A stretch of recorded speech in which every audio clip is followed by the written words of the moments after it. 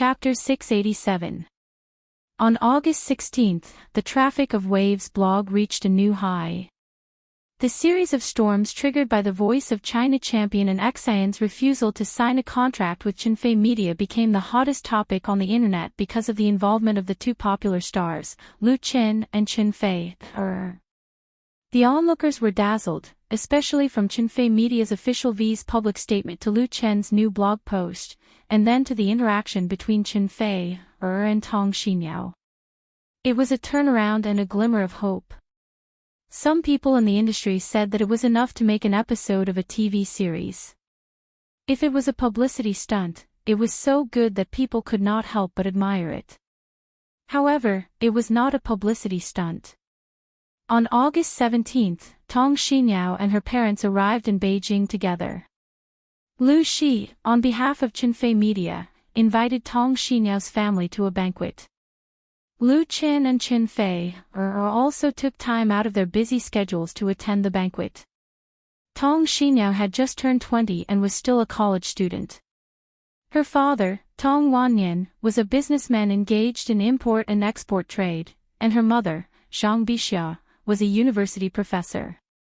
Tong Xinyao was the only daughter of the two. At the banquet, the gentle Tong Wanyan got up and personally poured a glass of wine for Lu Qin and said, "Mr. Lu, to tell you the truth, I used to oppose Tong Xinyao's participation in the talent show, but she likes it so much, so I can only support her. She is my only child." Tong Xinyao said with a smile, "My father loves me the most." Lu Qin smiled and said, "Xinyao is a good girl, and Mr. Tong and Mrs. Tong have taught her well." Tong Wanyan said, "It's also thanks to your care for her. I've watched all her shows and know that she works hard. Since she has made up her mind, then I object to her quitting school and signing with your company. I'll leave it to you in the future." After that, he bowed to Lu Qin to express his gratitude. Lu Qin quickly stood up and returned the gesture, "You flatter me. Mr. Tong, please have a seat." He secretly sighed in his heart. Parents are always concerned about their children. As a successful businessman, Tong Wanyan didn't need to be so polite to him. This caused Lu Qin to be unable to help but think of his own father, and a trace of sadness appeared in his heart. Tong Wanyan sat down, drank a glass of wine and said, "In fact, a few companies came to sign Tong Xinyao a few days ago, but I directly rejected them when I saw the contracts they took out. They were all hidden traps." Speaking of which, he was quite angry. If Tong Xinyao is ignorant of the world and has no guidance, signing such a contract is tantamount to selling herself. These people are really, Lu Qin nodded. He was very clear about the morality of those entertainment management companies. It couldn't be said that they were 100% honest. Most of them were the kind of people who couldn't wait to squeeze oil out of a stone. On the surface, their lips were incomparably beautiful, but when it came to the real implementation of the contract, who knew how many hidden traps? When Lu Qin first began to emerge, he had already seen through it, so he would rather be difficult to establish his own business and control his own destiny. Lu Shi smiled and said, "Mr. Tong, are you satisfied with the contract we gave Xinyao?" Tong Wanyan gave a thumbs up and only said 4 words, "The conscience of the industry." Since it was related to his daughter's future, Tong Wanyan naturally read the contract provided by Qinfei Media repeatedly. He also learned about the situation of artists signing contracts in the entertainment industry through his friends and acquaintances. After comparison, he really had nothing to nitpick about this artist contract. It was not an exaggeration to say that it was the conscience of the industry, and it even exceeded Tong Xinyao's current popularity value. After all, this contract was first given to Anchanting, the champion of the Voice of China. Tong Wanyan's praise made everyone laugh, and the atmosphere was very harmonious. In the afternoon, Tong Xinyao and her family visited the headquarters of Qinfei Media. Tong Xinyao solemnly signed her name on the artist contract under the witness of her parents. According to this contract, she officially became a singer under Qinfei Media. The contract period was 3 years, and the liquidated damages were $3 million. She would enjoy the basic treatment equivalent to the industry's B-list stars. According to the current domestic entertainment industry's classification standards for B-list stars, an annual income of $5 million was the minimum requirement. After successfully signing the contract, the happiest person was Tong Xinyao herself. She hugged Chen Fei's arm and asked, "Sister Fei, can I work with you in the future?"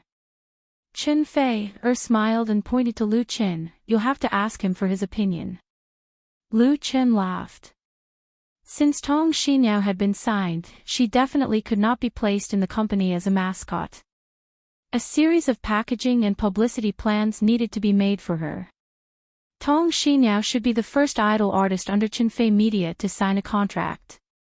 At 7:30 that night, Chinfei Media's official account updated its blog post and announced the news. Tong Xinyao immediately responded, "I'm really happy today. Looking for blessings, Lu Chinfei." She posted a photo taken when she signed the contract on her blog. Lu Chen, "Come on, Xinyao." Chinfei, "Come on. Come on. Come on." Tong Xinyao's fans directly exploded. "It's actually true, our Yao Yao really signed a contract with Chinfei Media. Isn't this too fast? Isn't it good to be fast? I'm looking forward to the new song written by Lu Chen for Yao Yao. Looking forward to it +1. Hee, I have to thank someone for this. Everyone guess, when will Yao Yao's first album come out? I think it will come out at the end of the year." Yao Yao was the nickname of Tong Xinyao's fans. For Tong Xinyao's lightning signing with Chinfei Media, the fans were all happy and excited as if it was a festival. In addition to Tong Xinyao's fans, Lu Chen and Chinfei's fans also sent their blessings. As a result, the number of fans on Tong Xinyao's blog soared by hundreds of thousands that night, and her popularity soared. Then the second blog post released by the official V of Chinfei Media made her attention explode instantly. Tong Xinyao will sing a new song tailored for her by Lu Chen at the concert of The Voice of Hangzhou at the end of the month, and will participate in Lu Chen and Chinfei's new drama, You from the Star. At this time, the entire entertainment industry paid attention to Tong Xinyao, and some people called her Lucky Girl. In the entertainment industry, there are many artists who become famous overnight, but there are really not many people who are luckier than Tong Xinyao. Her luck was first to pick up the opportunity that others gave up. Then there was the new song tailored for Lu Chen, the role of You from the Star. That was a lot of famous artists begged for it. It's just that Tong Xinyao's luck might not be so lucky for some people. Chapter 688. In the bedroom of the business suite of the Regent Hotel, Anqin stared at the screen of her laptop. Regret was like a poisonous vine that had been enchanted by magic, growing wantonly in her heart, constantly devouring her soul, as if there was a voice repeatedly echoing in her ears. All of this belonged to me. It belonged to me. What was open on her computer was the web page of Inspire blog, showing the blog post of Chinfei Media Official V. Chinfei Media's Official V's blog post was posted last night, but she was a little unwell yesterday and went to bed early, so she didn't know the news until this morning. Chinfei Media had officially signed a contract with Tong Xinyao. The last hope in Anqin's heart was ruthlessly shattered, but she was also mentally prepared for it. She just didn't expect that Tong Xinyao would sign a contract with Chinfei Media so soon. Anqin didn't care too much about it. She had better options. However, she soon realized that she was wrong. The second blog post of Chinfei Media Official V was like a heavy slap on her face. The role in the new song, You from the Star. What Tong Xinyao got was far beyond Anqin's imagination. Or to be more precise, she should have thought of it, but she ignored it. Now she was reminded of it. Signing a contract with Chinfei Media was not only about getting an artist contract, but more importantly, it was an opportunity to sign under Lu Chen's banner. The latter was the key. Who was Lu Chen? Lu Qin is the most talented singer-songwriter in the Chinese music industry in the past decade. His original works not only made him reach the peak of singers, but also made many stars, bands, and groups popular. Not only that, the scripts he wrote, the TV series and movies he participated in, were all popular. Anxin was awakened by the slap in the face. Why did she listen to the arrangement of her agent and end up in this situation? There was a smooth road in front of her. Why did she choose the wrong one? Was it because the scenery there was more attractive? Anxin closed the laptop, left the room anxiously, and went to the living room. Her agent, Wang Han, and the representative of Sinyue, Gao Shan, were both in the living room. Anxin suddenly had a bad feeling. She forced a smile and asked, "Sister Wang, when will we sign the contract with Machen Entertainment? Didn't you say today?" This time, she followed Wang Han to capital city to negotiate with Chinfei Media. Their plan was to sign with Chinfei Media if they could come to an agreement. If not, they would sign with Machen Entertainment. The latter's offer was the best. The day before yesterday, negotiations with Chinfei Media fell through. Yesterday, he contacted Machen Entertainment and they were supposed to sign the contract today. Wang Han coughed and softly said, "Anxin, there's a change in Machen Entertainment's plan." Did they change their minds?" An Xian exclaimed as her face paled. How could this be? It was true that the more one was afraid of something, the more likely it would happen. Previously, she was very worried that the deal with Chinfei Media had already fallen through. If she didn't want Machen Entertainment to change their minds as well, then she would end up with nothing. However, the thing that he was most worried about actually happened. Gao Shan smiled bitterly. "We didn't expect it either. There's a problem within Machen Entertainment. In fact, it wasn't that there was a problem within Machen Entertainment that prevented them from signing the contract with Anxin. Last night, Machen Entertainment's biggest star, Jiang Kehui, had said that if Machen Entertainment signed Anxin, she would not renew the contract with Machen Entertainment. Jiang Kehui was the #1 star in Machen Entertainment. She was one of the top stars in the country. She was very influential in Machen Entertainment. Even the general manager of Machen Entertainment had to flatter her. Jiang Kehui and Anxin didn't know each other, so there was no conflict between them. Her position in Machen Entertainment would not be shaken because of Anxin's joining. The gap between them was obvious. The reason why Jiang Kehui had said that was because of Lu Qin. It wasn't that Lu Qin had asked Jiang Kehui to target Anxin. They didn't know each other, but Jiang Kehui had asked Lu Qin to write a song for her new album.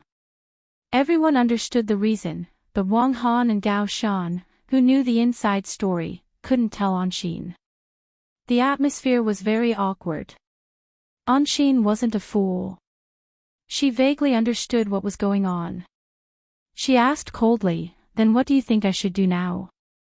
She had done so much, but in the end, it was all for naught. She had already restrained herself by not exploding on the spot. She still had to rely on Sinyue to solve the problem. Wang Han cheered up and forced a smile. "It doesn't matter. It's Machen Entertainment's loss if they don't sign us. You are the champion of the voice. There are many companies that want to sign you. We can find another one." But Anxin didn't trust her that much. At that moment, Wang Han's phone suddenly rang. She quickly picked it up. "Hello." After a few words on the phone, Wang Han's face looked as if she had just swallowed 3 pounds of sh*t. Anxin suddenly smiled. She sat down on a chair and asked calmly, "Sister Han, what's wrong?" Wang Han was a smart and confident person, but she didn't dare to look at Anxin. She hesitated for a moment and said, "Zhonghua Automobile is not going to sign us." This time, Anxin was completely dumbfounded. Zhonghua Automobile was the biggest sponsor of The Voice of China.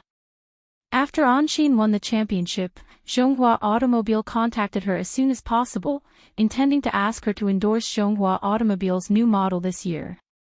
This would undoubtedly be the biggest endorsement that Anshin could receive, with a contract value of at least 1 million yuan. Now, it was also cancelled. Wang Han didn't dare to tell Anshin that the news from Xinyu was that Zhonghua Automobile was going to transfer the endorsement contract to Tong Xinyao, who had just signed with Chenfei Media. As a professional agent, Wang Han overestimated the value of Anshin and underestimated the influence of Lu Qin in the industry. If she didn't act on her own, the result would be completely different. The atmosphere in the room became extremely depressing, so heavy that people couldn't breathe. And for all this, Lu Chen knew nothing, and even if he knew, he wouldn't care. August 18th, a very auspicious day, the fourth episode of You from the Star was filmed at Huairou Film and Television Base, and the first episode will premiere at 8:00 tonight on Beijing and Zhejiang satellite TV stations. This highly anticipated TV series, the finale of Lu Chen's urban romance trilogy, finally played the prelude. Chapter 689. Jinling, Imperial City KTV. The large private room that could accommodate hundreds of people was full of people. Men and women were all young people. Everyone was chatting and laughing in groups of 3 or 5. Some were taking photos and making phone calls. The atmosphere was very lively and active. However, on the widescreen TV wall, it was not a song playing on MTV, but a TV advertisement. The 5 wireless microphones used for singing were all plugged into the socket, and no one was occupying the microphone. Such a situation was absolutely rare in any KTV. However, none of the guests in the private room felt anything wrong, because they were members of Lu Chen's Jinling fan club. They were here to participate in a party tonight. One of the most important contents of this fan club party was to watch the TV series, You from the Star, which would premiere at 8:00 tonight on Zhejiang and Beijing satellite TV stations. This TV series could really be said to be highly anticipated. Lu Chen's fans had long been impatient, especially his fans, who had called for it countless times on the blog. Especially the last official V announcement that the premiere date was pushed back from the 15th to the 18th, which caused countless complaints. Now, they finally got what they wanted. It'll start in 5 minutes, Chi Hao looked at the time and said to his girlfriend, Wang Weiwei, who was sitting next to him, do you want me to buy you some snacks, or drinks or something? Tonight's party was organized by Chi Hao.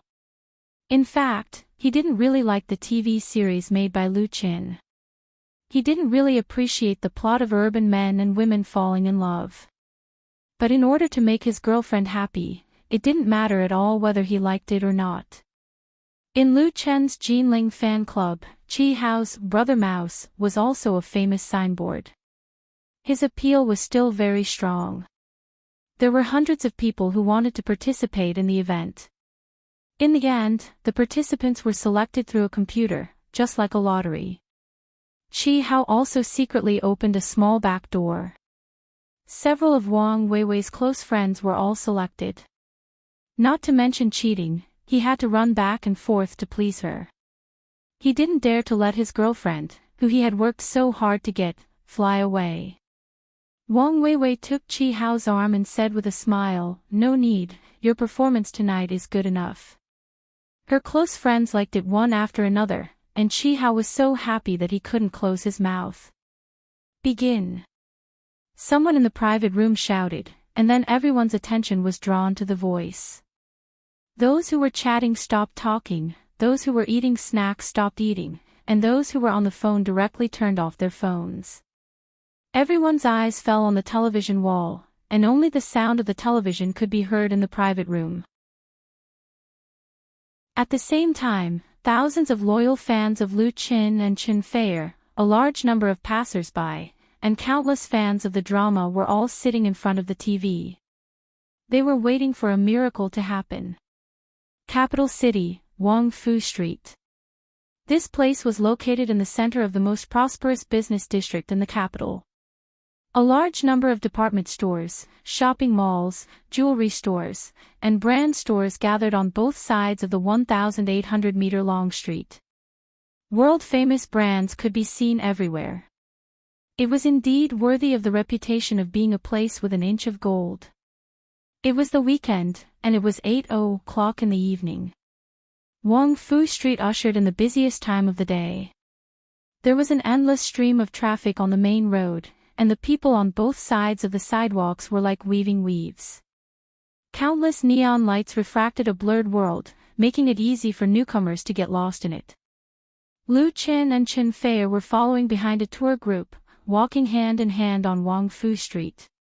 People who didn't know would think that the two of them were part of the tour group.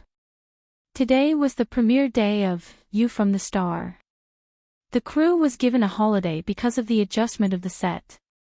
Lu Qin and Chen Fei rarely spent time alone at home, so they went shopping and watched a movie in the evening.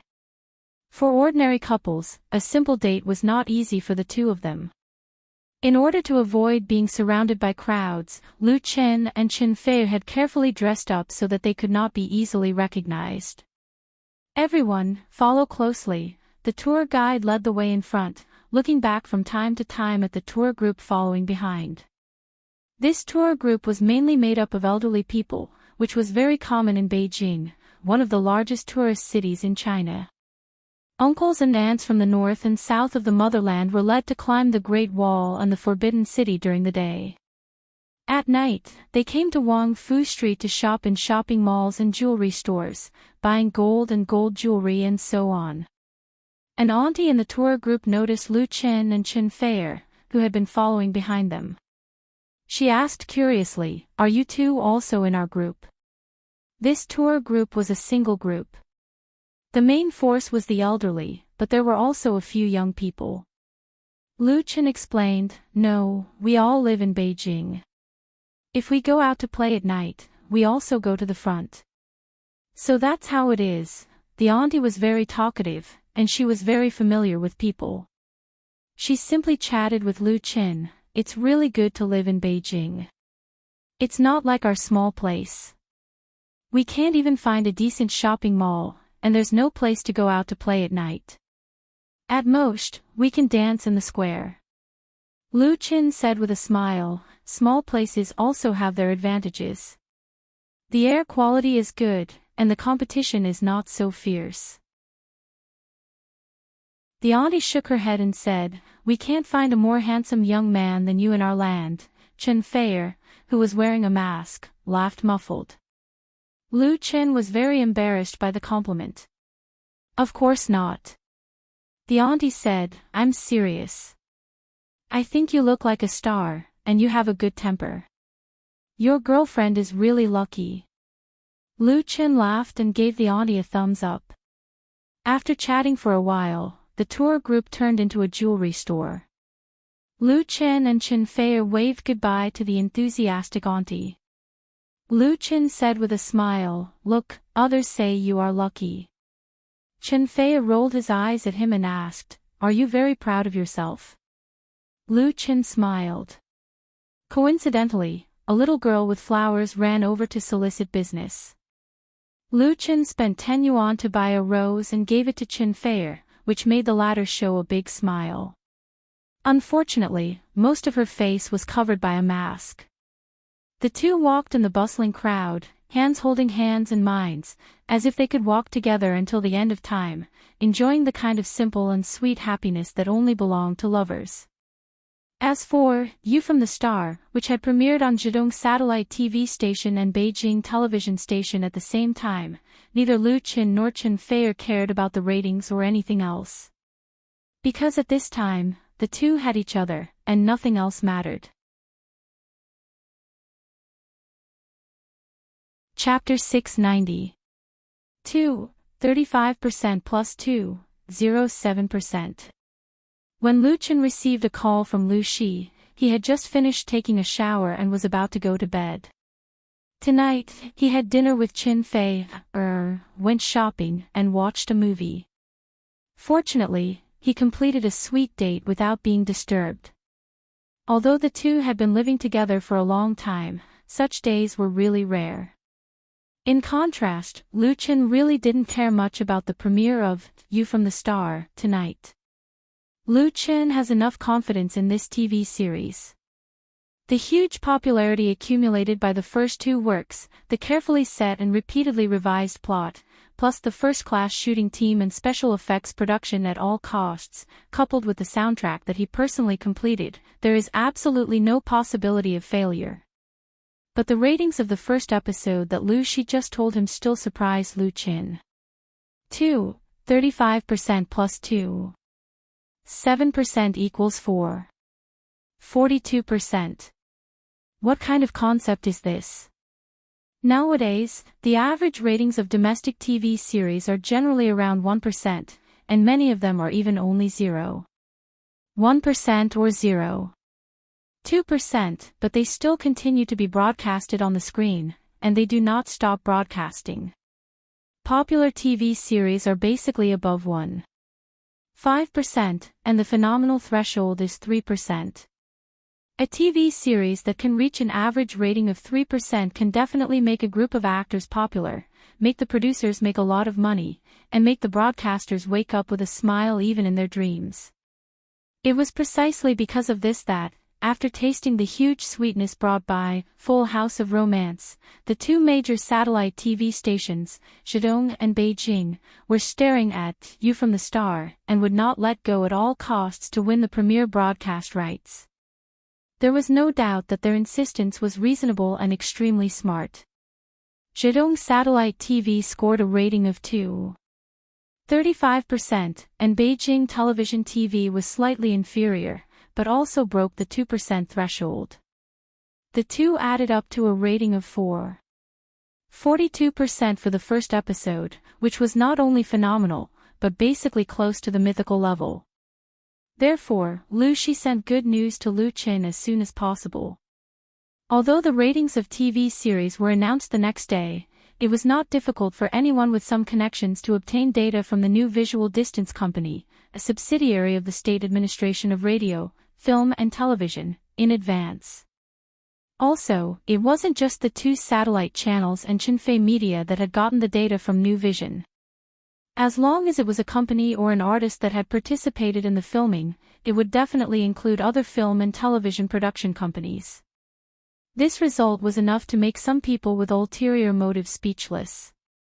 In the face of absolute power, all schemes and plots were useless.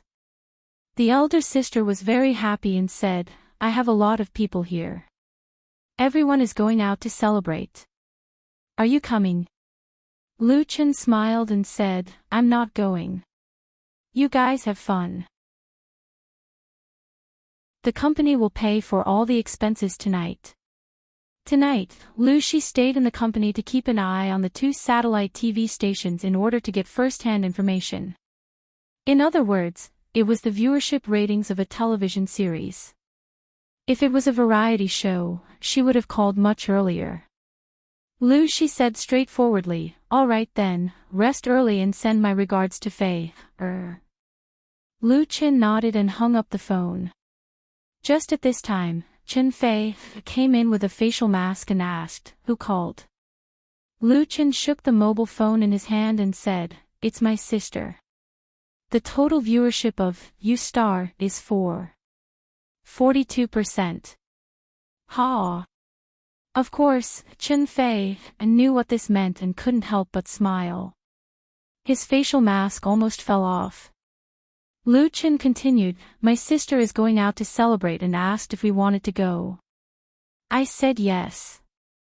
Chen Fei smiled and said, "We should make everyone happy. Everyone in the company has worked hard during this time." Before You from the Star started shooting, Chinfei Media had put most of its manpower into this project, especially the newly established special effects production department, which had started busy work in advance. Although the company had invested a lot of money in the special effects team and hired experienced supervisors, the team was still very young and lacked enough experience, so the pressure of the work was very heavy. Many employees worked hard to learn while working, and the final product did not disappoint. Although there was still a long way to go from the top level of the industry, for the TV series, You Star, it had shown enough sincerity. It was natural to get a reward for their hard work. The company had prepared a reward plan. You from the Star was also very special. The investment budget was very high, but before the start of filming, the investment was basically recovered and even made a profit. Lu Qin was now more interested in the fans and the audience's evaluation of You Star. He took a laptop from the study and first logged on to the official blog of You Star. Because it had been 2 or 3 hours since the first episode was broadcast, there were many people who went to the official blog to comment. Under the latest blog post, the number of comments exceeded 100,000. I'm going to follow this TV series, please maintain the standard. It's so good, Lu Qin is so handsome. The male lead played by Lu Qin is actually an alien. No wonder it's called You from the Star. Interesting. Is this Chen Fei's performance? The interaction between the two is so loving. I like the male leads so much. There were basically good comments in the official blog, and only a few comments were not so good. However, compared to the number of likes, the number was almost negligible, and some of the negative comments were obviously meant to be negative. For a TV series, unless it was too high or too low, the ratings of the first episode were not too important. The key was the trend of the second and third episodes. The ratings of the first episode of You Star were very amazing. There was no doubt that there would be considerable pressure to continue to maintain or even increase it. In this way, the audience's reputation was extremely important, and the market's response determined the subsequent potential. Lu Qin opened the official forum of You from the Star, and was surprised to find that the number of followers on the official forum had reached more than 500,000, at least twice as much as the last time he saw it. The posts on the official forum were more informative than the blog. Many veteran fans had posted a lot of long comments on the first episode, along with analysis of the subsequent plot. Some of the best posts were very good, and even Lu Qin was quite impressed by them, and some even guessed the direction of the plot.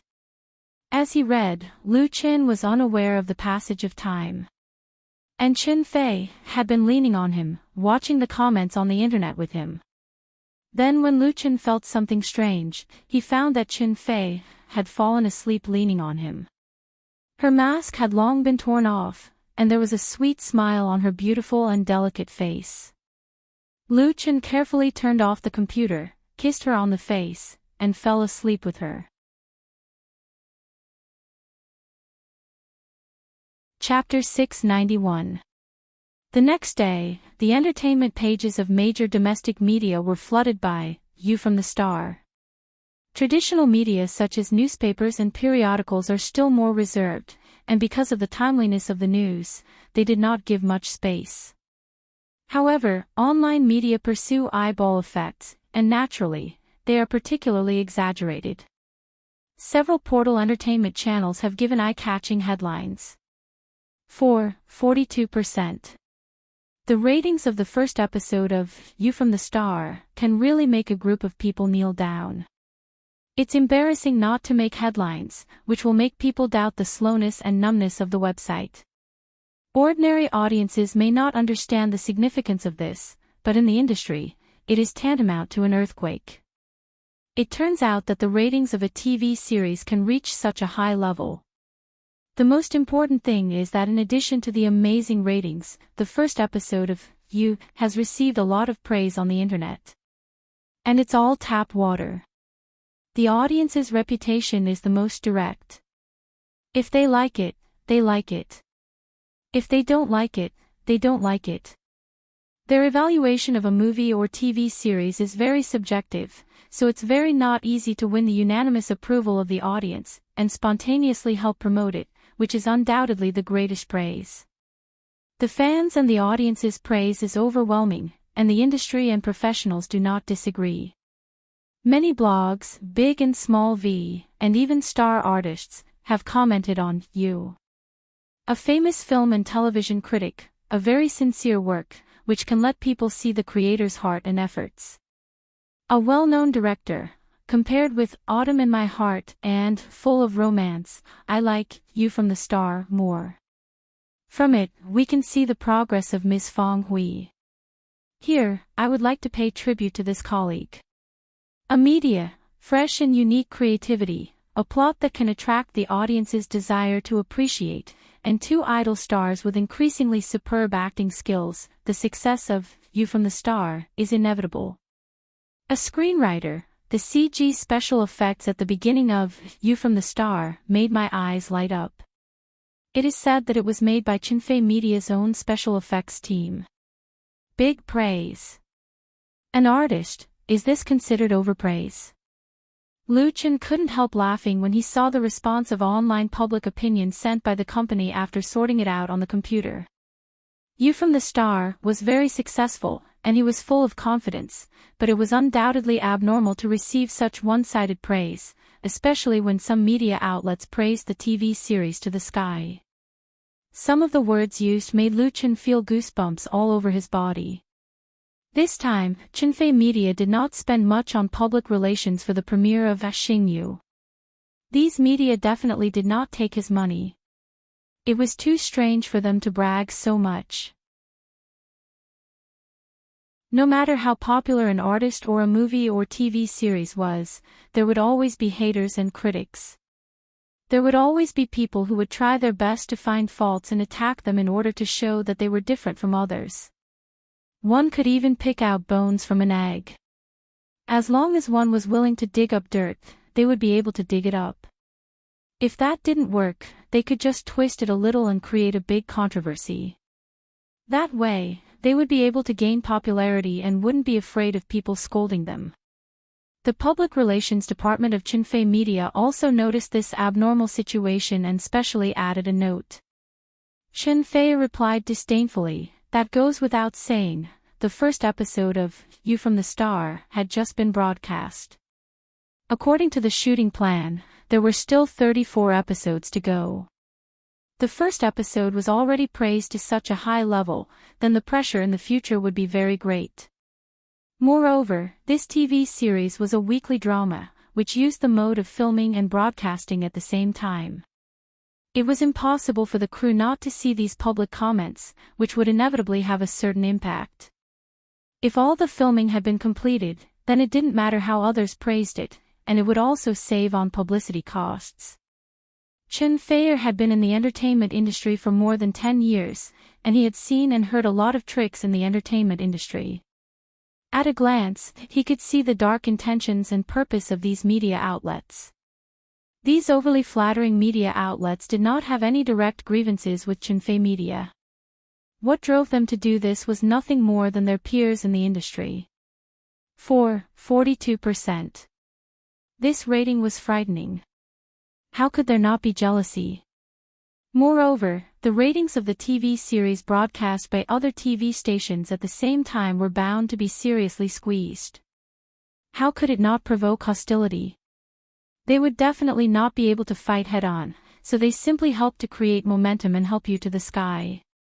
Once there were problems with the subsequent episodes, they would do their best to step on it, and their purpose would be achieved. As for the media, they could not wait for the two sides to fight to the death. The fiercer the fight, the more they would earn. For example, if Chinfei Media felt pressure and wanted to cool down, as long as they were willing to spend money on them, it would not be a problem.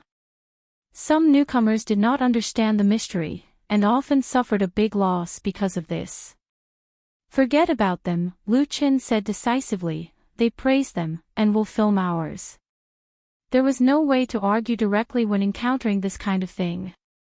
They could not sue these media outlets for being too flattering, could they?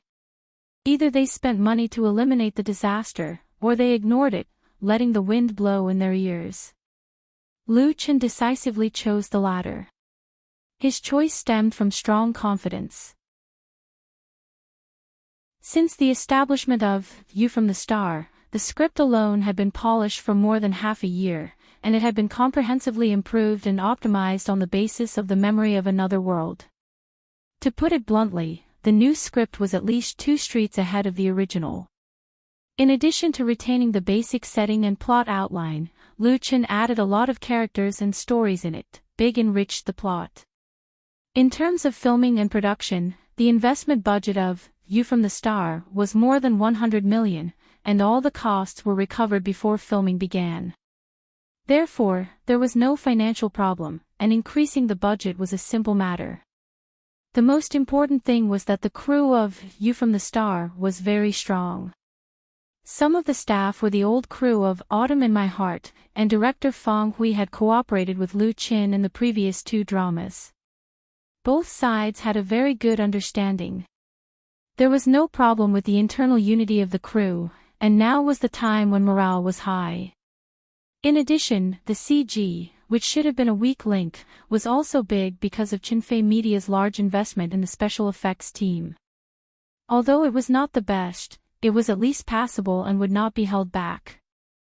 With all these factors, if Lu Chen was still afraid of any death by flattery, it would be a joke. The story of You from the Star became more and more exciting as it went on.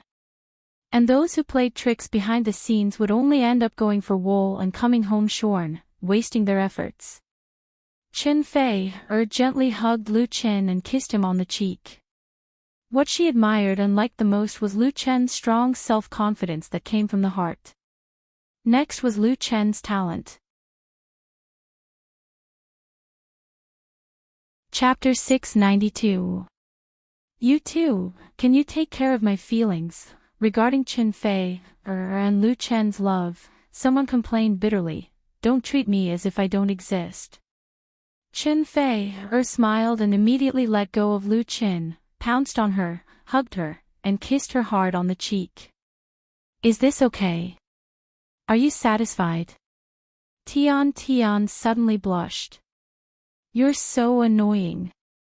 If I had known, I wouldn't have come.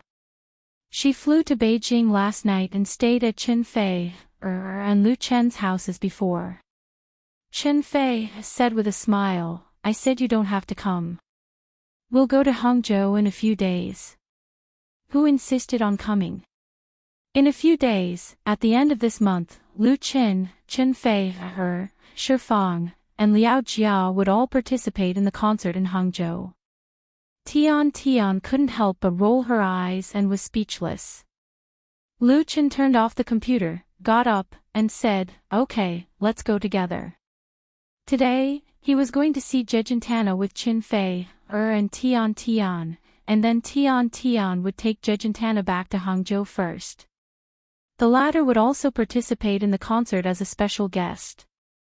Jejentana was a Mongolian girl who had just turned 14 this year. She was discovered by Lu Chen when he went to the Mongolian steppe to visit Chen Fei's class, and was signed by Chen Fei.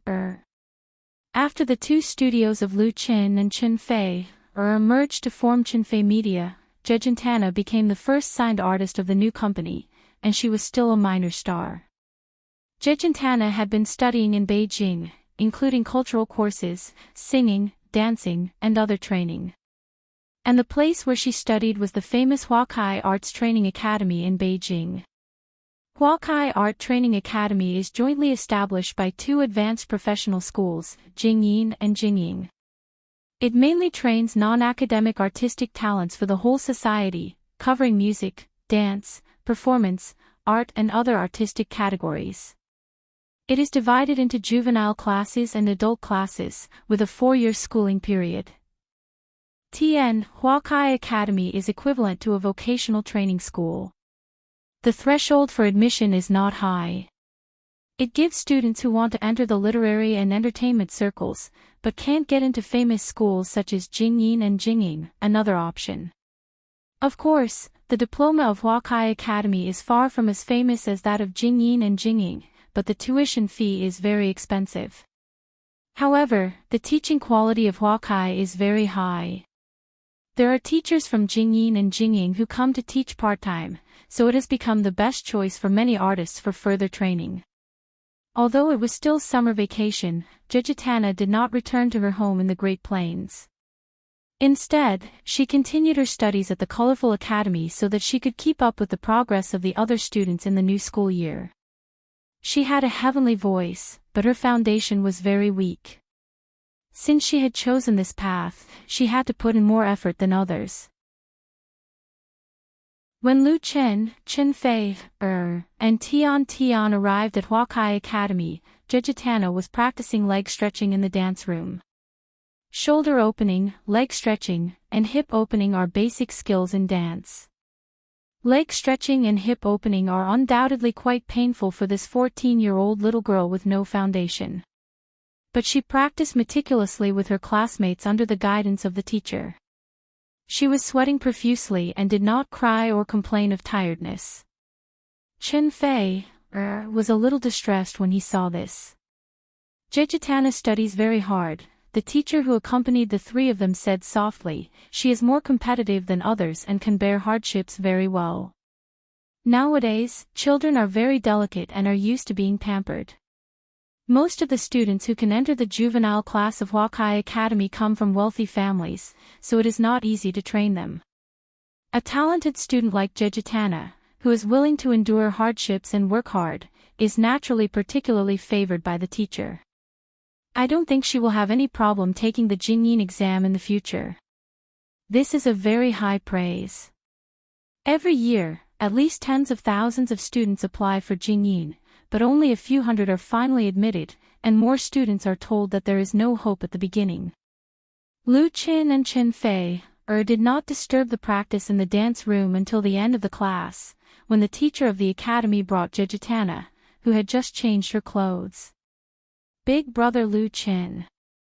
Seeing the two of them, Jejitana was very happy. Sister Fei, why are you here? Her voice was exceptionally clear and loud, so that everyone in the dance room could hear it clearly. It immediately caused a huge sensation, and everyone gathered around.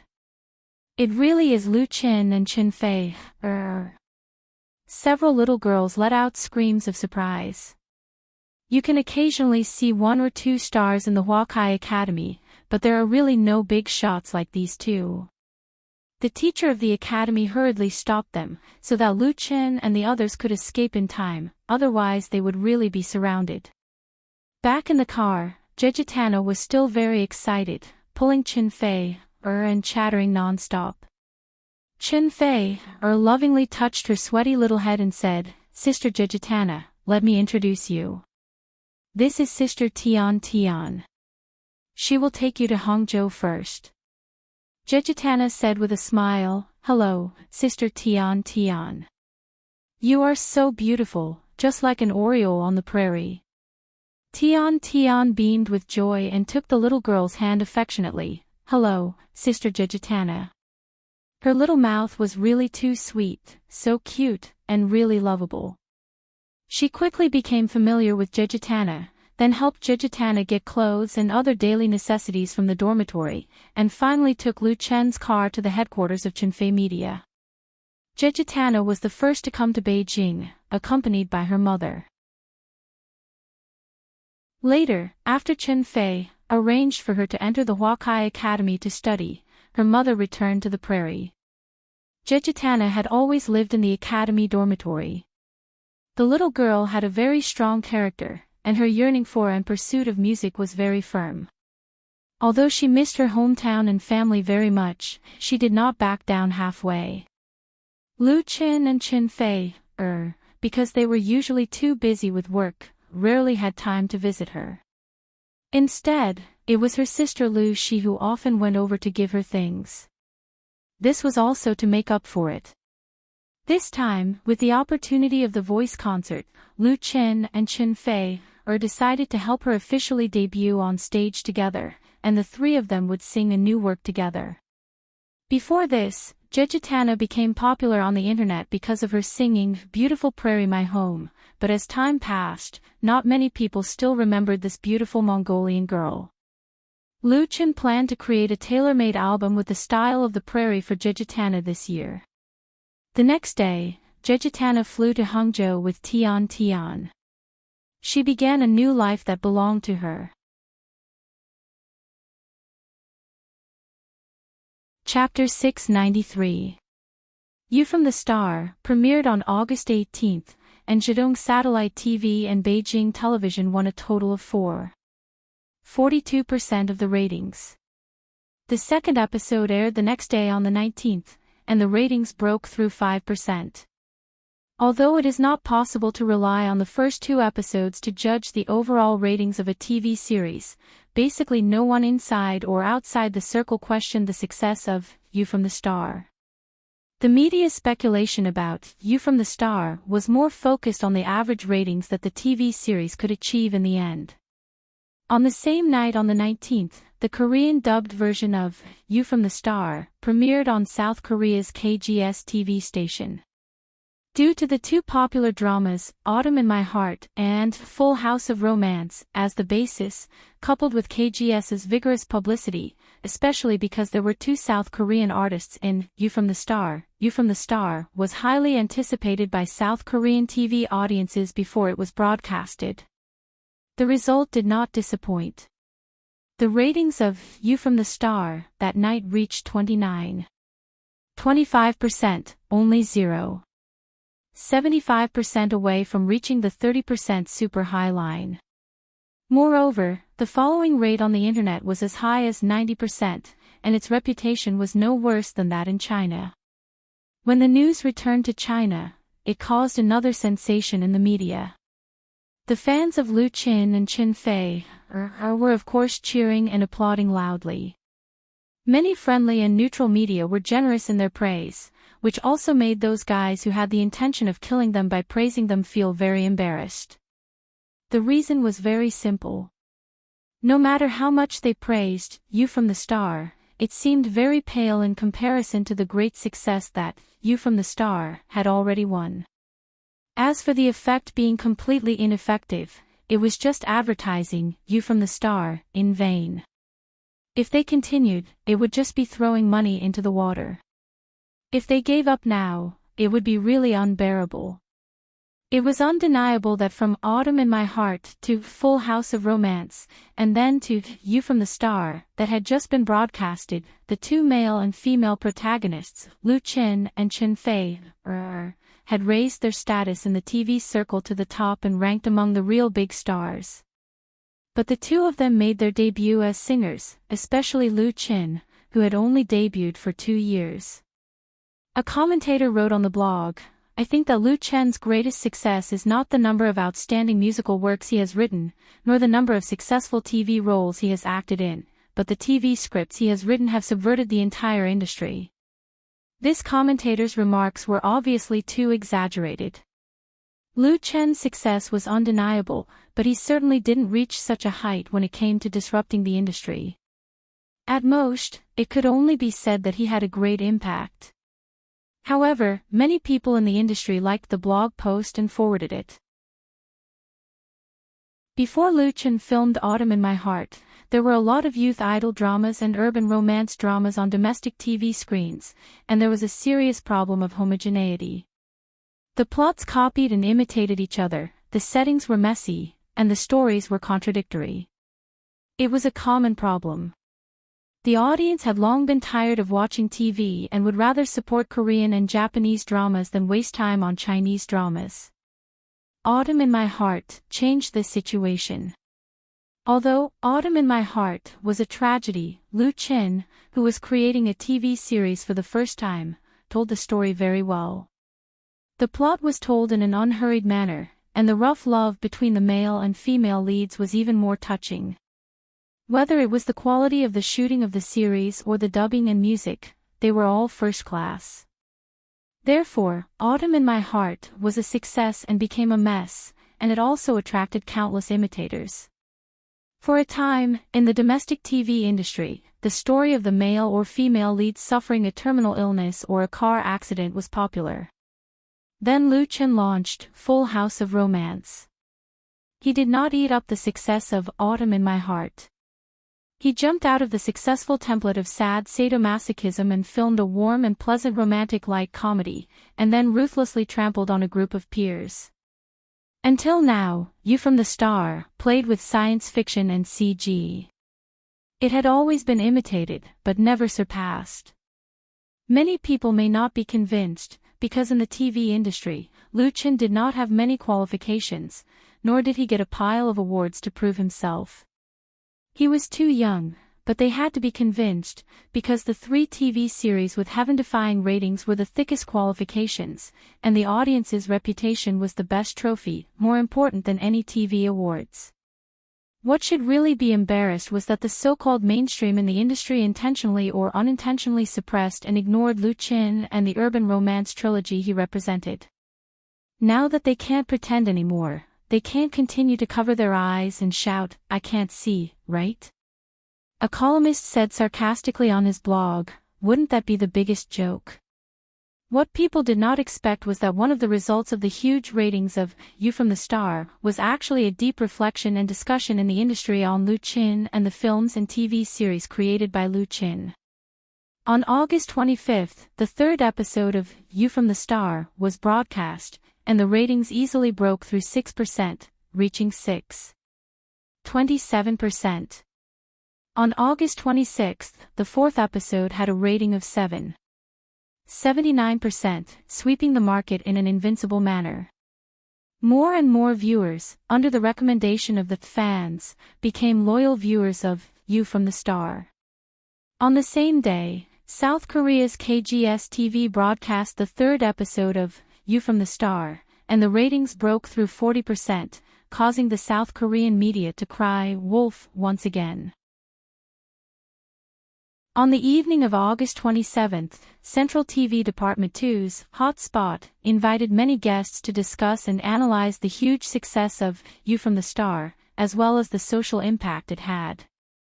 Hot Spot was one of Central TV Department 2's famous programs. It was broadcast once a week, and the content closely followed the current hot topics and influential social events. The invited guests were all authoritative professionals in the relevant industries.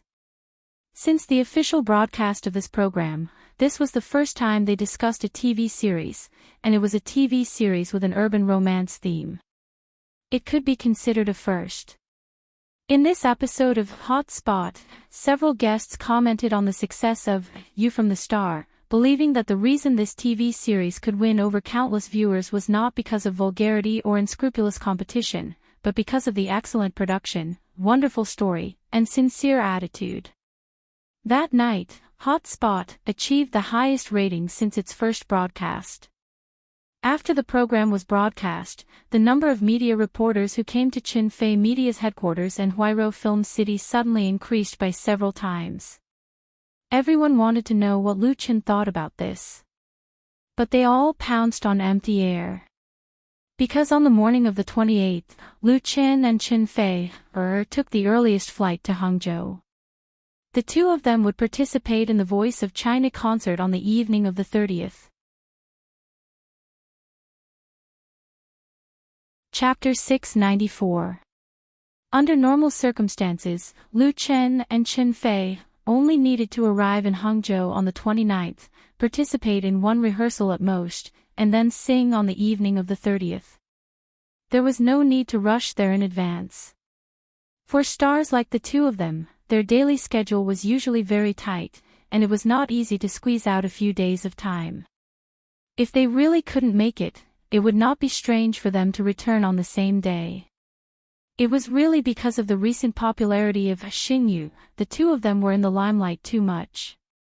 They were surrounded by paparazzi every day in Beijing, so Lu Qin simply asked Fang Hui to rearrange the shooting plan of the crew, and he took Chin Fei to Hangzhou in advance. It could be considered as hiding from the limelight. Due to the confidentiality of the itinerary, the media did not get the news, so the two of them smoothly moved into their new home in Hangzhou and were finally able to breathe a sigh of relief. The first thing they did when they got home, Chin Fei called Tian Tian, "We have arrived in Hangzhou." Tian Tian was shocked. "Damn, when did you get here? Didn't you say tomorrow?" It was rare for the former beautiful host of Zhejiang satellite TV station to swear. She was really too excited. "That's great, my station just asked me for help. They want to invite you two to do an interview together." "What do you mean by your station? You have already resigned, okay?" Chen Fei said angrily, we came here in advance to hide from the limelight, not to stand out. You just keep it to yourself. Don't tell others. No sense of loyalty. Tian said contemptuously, then said with a smile, then I'll bring you some food. You have to eat at home, right? How about bringing Jejentana along? Of course, Chen Fei had no objection, so that night Tian brought Jejentana over, and the four of them had a very happy dinner at home. The next afternoon, everyone rushed to Hangzhou Huanglong Stadium to participate in the rehearsal of the voice concert. Zhejiang satellite TV station attached great importance to this concert and had made all kinds of arrangements long before the finals of China's Voice. So when Lu Qin and the others arrived at the concert venue, the stadium that could accommodate 75,000 spectators had basically been set up. 3 giant screens surrounded the central stage. Laser stage lights hung high in the air, and the 20-meter-long logo of the Voice of China hung in the middle of the stage. It was extremely eye-catching. There were also many staff members working on the stage. In the backstage area, Lu Chen and Chen Fei met Shifang and Liao Jia, who had just arrived in Hangzhou this morning. The 4 coaches of the Voice of China gathered once again. Chen Fei introduced Jejentana to the 2 of them. Is this the girl who will be singing on stage tomorrow night? Shifang was very fond of the beautiful and sweet Jejentana. She held her little hand and asked, how old are you this year? Jejentana replied sweetly, Sister Shifang, I'm 14 years old this year. Only 14 years old, Shifang felt a little distressed. You're already singing at such a young age. Where are your parents? Jejentana replied, Dad and Mom are at home in the grasslands. Shifang shook her head, hugged and kissed her again, and then asked Lu Qin, what song will she sing? Lu Qin said, she'll sing a solo song, and then Fei and I will sing the second song with her. Shifang said to Jejentana, come on, sister will watch your rehearsal. The rehearsal for the concert had begun a few days ago, and the top 10 contestants of The Voice of China, except for the champion and Xian, had arrived in Hangzhou yesterday, including Tong Xinyao, who had signed with Chunfei Media. In the afternoon, Tong Xinyao was also in Huanglong Stadium. She was very excited about attending her first concert in her life, but when she went on stage to sing, she went off-key and had to do it again to return to her normal level. Jejentana appeared after Tong Xinyao. Her first song was the song written by Lu Qin, The Beautiful Grassland Is My Home. This song, which had a strong grassland flavor, had long been sung all over the country and became a well-known work. Later, it was chosen by Meng Province as the theme song for tourism promotion. Jejentana also became famous because of this song. Now that she was standing on a bigger stage to sing, her performance was even better than Tong Xinyao's. She did not have any stage fright and easily completed her first rehearsal. Her second song was a new work, specially written by Lu Qin for her, and with the addition of Chen Fei, it was a 3-person duet. Or more accurately, it was a 3-person duet. After the new song was finished, Lu Qin, Chen Fei, and Jejentana went backstage. Shifang was the first to applaud, and then she said to Lu Qin sincerely, Lu Qin, can I ask you for a favor? Lu Qin was more or less taken aback and quickly said, hello, Sister Shifang. As long as I can help you, I'll do it. Lu Qin had always respected Shifang, and Shifang had also helped him a lot in the past. Not to mention, for the recently concluded China's Voice, Shifang came to the mainland to be a mentor because of him. Otherwise, it would have been impossible to hire her under normal circumstances. Although Shifang has gained a lot of popularity because of China's top voice and returned to the eyes of the Chinese audience, Lu Qin still firmly remembered this favor. Shifang smiled and said, it's not a big deal. It's just the song you guys sang just now. Can you let me sing it with Jejentana? I really like this song, and I feel that it's more suitable for me to sing it. Lu Qin and Qin Fei could not help but look at each other. They did not expect Shi Fang to make such a request. Shi Fang was definitely not trying to steal the limelight.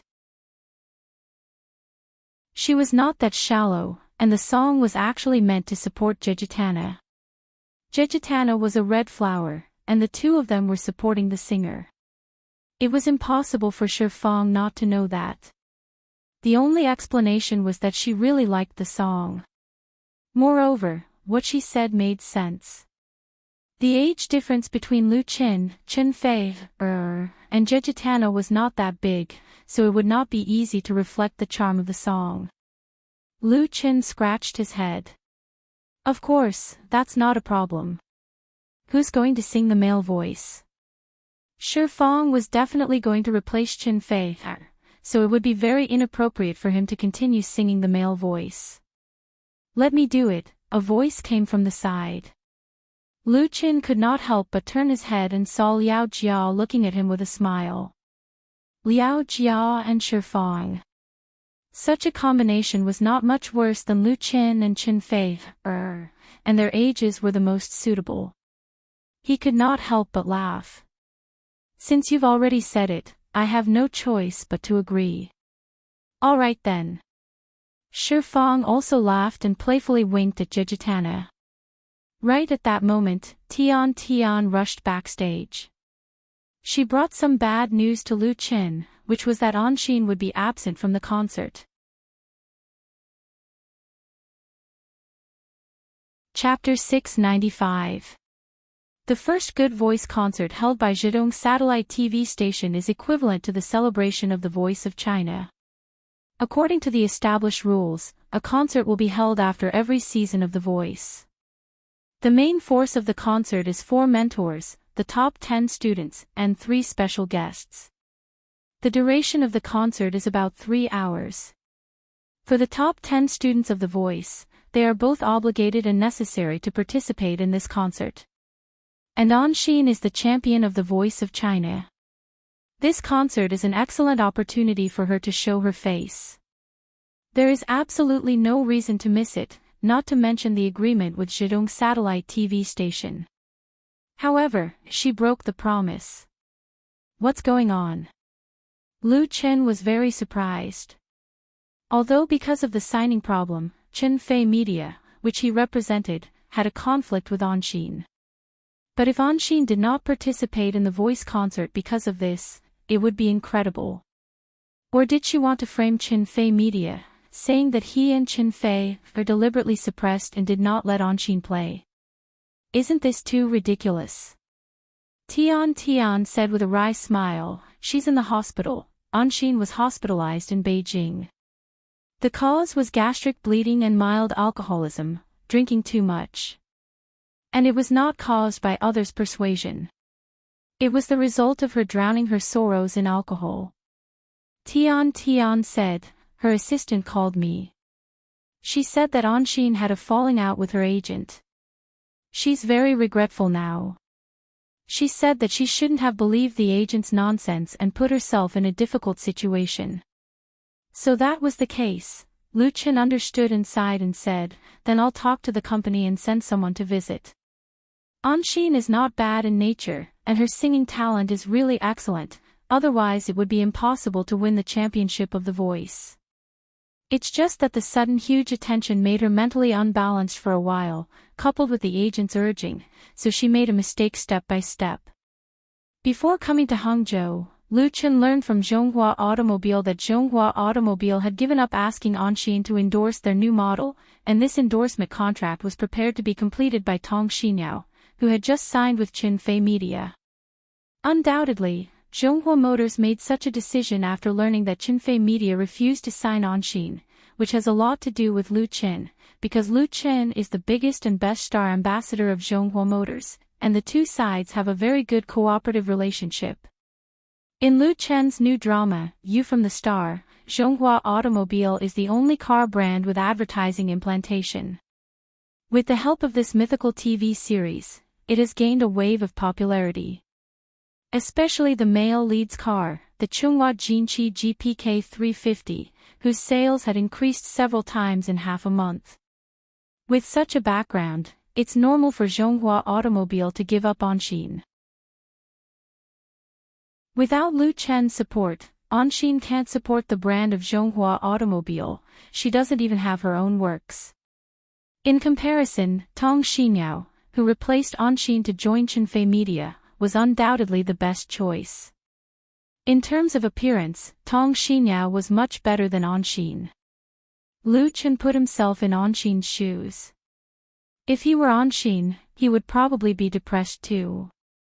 It should be known that the endorsement contract of Zhonghua Automobile can not only improve one's status, but also bring rich benefits. But because of a wrong decision, it turned into a bubble, which no one could accept. It's not strange for her to drown her sorrows in alcohol, but she drank a little too much. I used to despise her, ungrateful, Tian sighed and said, but now I feel a little sorry for her. I heard from her assistant that she had fired her agent. She would rather go to court than continue to make mistakes. She was very clear about the cause and effect of the whole thing, and she really felt sorry for Anxin. Because of Chen Feier, Tian had gotten to know Anxin when they were working on the soundtrack. Therefore, Anxin had her personal phone number, and her assistant had called her to ask for leave. Senyu. Lu Chen's lips curled up into a sneer. Senyu's side is probably going to jump up and down. But at this point, if an Xan really shed all pretense of cordiality and made things bigger, it's estimated that Senyu's side will have a headache.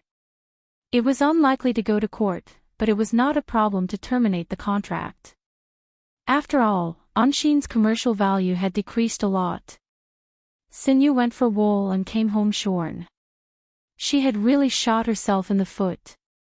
After thinking about it, Lu Chen took his cell phone and found a number from his address book. The other side quickly picked up, "Hey, big star, how come you have time to call me?" The voice of the other side was very soft, with a kind of resentful tone, like a woman who was abandoned by Lu Chen. Lu Chen was speechless. He paused and said, "Mr. Su, I have something serious to talk to you about." He called Su Qingmei, the director of Light Rain Media. Speaking of which, Lu Chen and Su Qingmei had known each other for a long time, much earlier than Chen Fei. Su Qingmei had a good eye for talent. When Lu Chen was singing at Forget Grass Bar, she had the intention to sign him. Unfortunately, she was only willing to give Lu Chen a rookie contract, and in the end, she missed out on a real potential stock. Actually, with Su Qingmei's situation at that time, if Su Qingmei could take out a generous contract to tempt Lu Chen, he might really sign it. Anyway, it was fate that brought them together. Light Rain Media later signed the Bionics and made a name for themselves in the industry. They had always been working with the original Lu Chen studio. Hearing Lu Chen talk about serious business, Su Qingmei immediately became more serious. "What's up?" When she first met Lu Chen, she looked down on Lu Chen, but now she was almost looking up to him. She could joke a little, but not too much. Lu Chen asked, "Anxin, do you know about it?" Su Qingmei was surprised, the champion of the Voice of China. As someone in the industry, she was very well informed. "I heard that she fell out with you guys because of the contract." Lu Chen did not deny it, but simply explained Anxin's current situation. Su Qingmei was very smart and immediately understood. "You want us to sign Anxin?" Lu Chen smiled. "Anyway, that's what happened. It's up to you guys to decide whether to sign it or not." Su Qingmei said without hesitation, "Of course we'll sign it." As the champion of the Voice of China, Anxin's popularity was currently very high. Even if the contract signing incident had a great impact, if nothing had happened, Light Rain Media would not have had a chance. It was practically a free lunch. Lu Chen said, "Then contact my sister, you can come with me to visit her." Su Qingmei said happily, "Thank you, I'll treat you to a meal when we get back to Beijing." Lu Chen laughed involuntarily. He was about to hang up when he heard Su Qingmei say, "Lu Qin, you are a good person."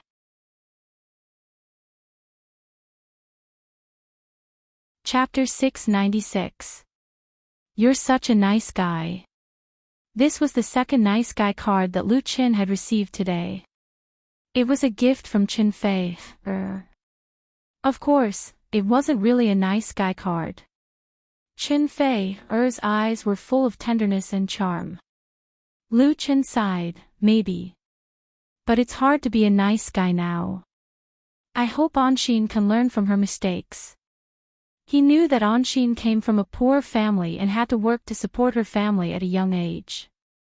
Life was hard for her. It was understandable that she wanted a better contract with Qinfei Media. People who had experienced real hardship often sought a sense of security. Anshin just wanted to give herself enough security so that she could leave her past life. That was why she was persuaded by her agent to play so many tricks with Xinyu. Of course, Lu Qin could understand her and forgive her, but he wouldn't sign her back to Qinfei Media. Although she was willing to do that, it would go against Lu Qin's principles. Out of sympathy and understanding, Lu Qin recommended her to Su Qingmei. Joining Light Rain Media was a good choice for Anshin. Light Rain Media had a good reputation in the industry and its performance was excellent. Her talent wouldn't be wasted. That was all Lu Qin could do for her. After calling Su Qingmei, he told Qin Fei everything. Qin Fei listened to Lu Qin quietly. Then she held his hand and gave him a sweet kiss. She said, "I hope you have a clear conscience." Lu Qin nodded his head and smiled at Qin Fei. Everything was said without words. That was the end of the matter. That night, Qin Fei received a call from Anshin in the hospital. She was sobbing on the phone. In the afternoon, Lu Shi and Su Qingmei went to the hospital where Anshin was staying to express their sympathy and goodwill from Lu Qin and Qin Fei. Anshin was very touched. She accepted their goodwill and decided to sign with Light Rain Media. She felt sorry for them. Also, she couldn't make it to the concert. Qin Fei didn't say much. She just comforted Anshin and hung up. As she said, it was good to have a clear conscience. The next day, August 30th, was the day of the Sing China's All-Stars concert. For the audience of The Voice of China, they have been waiting for this concert featuring Lu Qin, Qin Fei, Shifang, Liao Jiaoyan and the top 10 students of The Voice of China for a long time. Finally, they got what they wanted. The tickets for the concert were basically sold out a month ago. The price of the most common seats was 388 yuan, and the best VIP seats were 5,888 yuan. But it still couldn't stop the enthusiasm of the fans. In the morning, Lu Qin drove to Hangzhou High-Speed Rail Station. At 10:00, he saw a familiar figure in the bustling crowd outside the passenger passage. Xiao Shui. The girl with the bag on her back heard his shout and immediately ran over excitedly. "Brother!" Although Lu Qin was wearing a pair of big sunglasses, Lu Shui recognized him immediately. She smiled happily. The people around them couldn't help but look at the brother and sister who had been separated for a long time. But Lu Qin couldn't leave immediately. His mother, Fang Yun, had come with Fang Yun. Fortunately, Fang Yun quickly followed. Lu Qin quickly took her luggage and walked to the parking area. If they didn't leave, they would be recognized. Lu Shui held Lu Qin's arm and chattered all the way. The summer vacation was coming to an end. But this time, she came to Hangzhou with Fang Yun mainly to watch the concert tonight. Lu Qin specially reserved 3 VIP seats for his family. The other one was for Lu Shi. Lu Shi's flight was in the afternoon. Then, the family could really reunite. For this, Fang Yun specially asked for leave from work. She would stay in Hangzhou until Sunday and then return to Binhai. "Hello, Auntie," Qin Fei was waiting in the parking area. She didn't dare to go to the exit with Lu Qin, because the probability of them being recognized at the same time was big. It was easy to cause chaos at that time. Similar situations had happened many times. It could be considered the trouble of being a star. Seeing Chen Fei, her future daughter-in-law, Fang Yun was very happy. She took her hand and asked about her well-being, which made Chen Fei blush and feel a little embarrassed. Then, Lu Qin drove the family to their new home in Hangzhou. It was the first time for Fang Yun to come to the new home, so she visited it up and down with great interest. Fang Yun was very satisfied. She said to Lu Qin, "This house is very good. It will be your new house in the future." Lu Qin smiled and pretended not to understand the meaning of his mother's words. However, Fang Yun didn't give Lu Qin a chance to play tricks. She pulled Chen Fei over and said earnestly, "Originally, I shouldn't interfere in the affairs of you young people. But since you two really love each other, don't delay it anymore. Even if you don't get married immediately, isn't it better to get engaged first?" Lu Qin and Chen Fei looked at each other. They didn't expect Fang Yun to make it clear directly. Chen Fei secretly pinched Lu Qin. Lu Qin smiled bitterly and said, "Mom, we have a plan." Fang Yun glared at him and said with disappointment, "What plan? Now tell me. Do you know that a woman's youth is the most important thing? Do you really want to wait until Fei is 30 or 40 years old to get married? Don't you want to have children? At that time, I may not have the strength to take care of your children." His mother finally showed her tail. She specially asked for leave to come to Hangzhou today, not only to see her son and daughter, but also to force them to get married. Chen Fei blushed and couldn't help looking at Lu Qin. She and Lu Qin had a plan, but it obviously couldn't satisfy Fang Yun. Lu Qin made up his mind and said, "Mom, Fei and I will get engaged this year, and we will get married in 2 years." He thought about it and made up his mind. Fang Yun was a little satisfied and said, "Remember what you said. Don't go back on your words when the time comes." Lu Qin couldn't help rubbing his nose and didn't know whether to laugh or cry. "Mom, am I so untrustworthy?" Fang Yun rolled her eyes at him and then pulled Chen Fei to talk about their family. She probably wanted to establish the relationship between her mother-in-law and daughter-in-law as soon as possible. In the afternoon, Lu Qin went to the airport to bring Lu Shi home. The family was finally reunited. After dinner, everyone rushed to Huanglong Stadium together. China's Sing All Stars concert would officially begin at 7:45 p.m. Chapter 697. Night slowly fell, and the clear night sky was dotted with stars. The Huanglong Stadium, which could accommodate 75,000 spectators, was packed to the brim. As the video on the main screen lit up, cheers surged out like a tidal wave. Although there was still nearly an hour before the Voice's official start, the vast majority of the audience had already arrived at the venue ahead of time, especially the fans, who could not wait to raise their respective fluorescent signage and glow sticks high up in the air, using their own unique methods to express their enthusiasm. Looking around the stadium, most of the fluorescent signage with Lu Qin and Chen Fei's names lit up, followed by Shifang's. Celebrities all had their own fans. If they did not have fans chasing after them, they would not be called a celebrity. There were many types of fans: ordinary fans, passers-by fans, haters, and there were also professional fans. Professional fans were no longer a secret in the entertainment industry. It was just that no one took the initiative to bring up this rather sensitive topic, because many celebrity artists would hire professional fan companies to help them hype up and build momentum.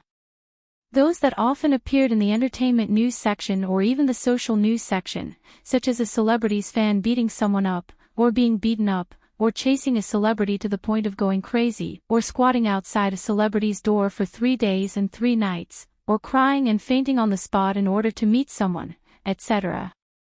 In fact, most of them were done by professional fans. This was what they did for a living. By the same logic, a celebrity's concert venue was a world for professional fans. Not only could they get free tickets, but they could also be paid handsomely. Their task was to bring the atmosphere and the rhythm of the ordinary fans, setting off the exuberant popularity of the celebrity. Especially in some highly publicized concert, professional fans who were hired by different celebrities to participate in the concert often came into conflict, and it was not uncommon for them to compete with each other until their heads were bleeding. But Lu Chen, Chen Fei, or Shi Fang and Liao Jia were different. The four of them, or more accurately, the companies they signed with, did not hire so-called professional fans to support them. Those who came to the concert venue were all real fans. For example, Lu Chen, although his debut time is only 2 years, but his own spontaneously organized, and then included in the unified management of more than 30 fan support groups, which does not count the number of more small teams. Even 10 Huanglong gymnasiums wouldn't be able to accommodate all the members of the fan club. Therefore, with just Lu Chen's rallying power, it wouldn't be a problem for him to get the tickets for tonight's The Voice of China concert, let alone a group like Chen Fei, Shi Fang, and Liao Jia. It was said that on the internet, a normal ticket for The Voice of China had been hiked up to 600 to 700 renminbi. Under such circumstances, who would still need professional fans who were equivalent to extras? Most importantly, the passion that erupted from the true fans was something that even professional fans might not be able to match. No one knew who started shouting Lu Chen's name, but it quickly spread throughout the venue like a plague. Lu Chen.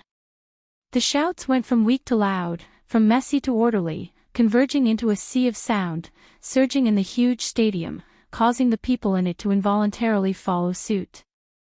Lu Chen. Lu Chen. Lu Chen. The fans' shouts were so enthusiastic that they even penetrated through the thick barrier and reached the backstage rest area. Lu Chen, Chen Fei, Shi Fang, and Liao Jia looked at each other. Liao Jia, who was experienced, immediately laughed and said, "This is a rebellion. Lu Chen, you've committed a grave sin." Lu Chen didn't know whether to laugh or cry. "This is also considered my fault." The fans were too enthusiastic, so they couldn't possibly push the blame onto him, right? Did they want him to do something bad to lose some fans? Chen Fei, said seriously, "This is your fault. Tell me, you've already released 2 albums, but have you ever held a concert?"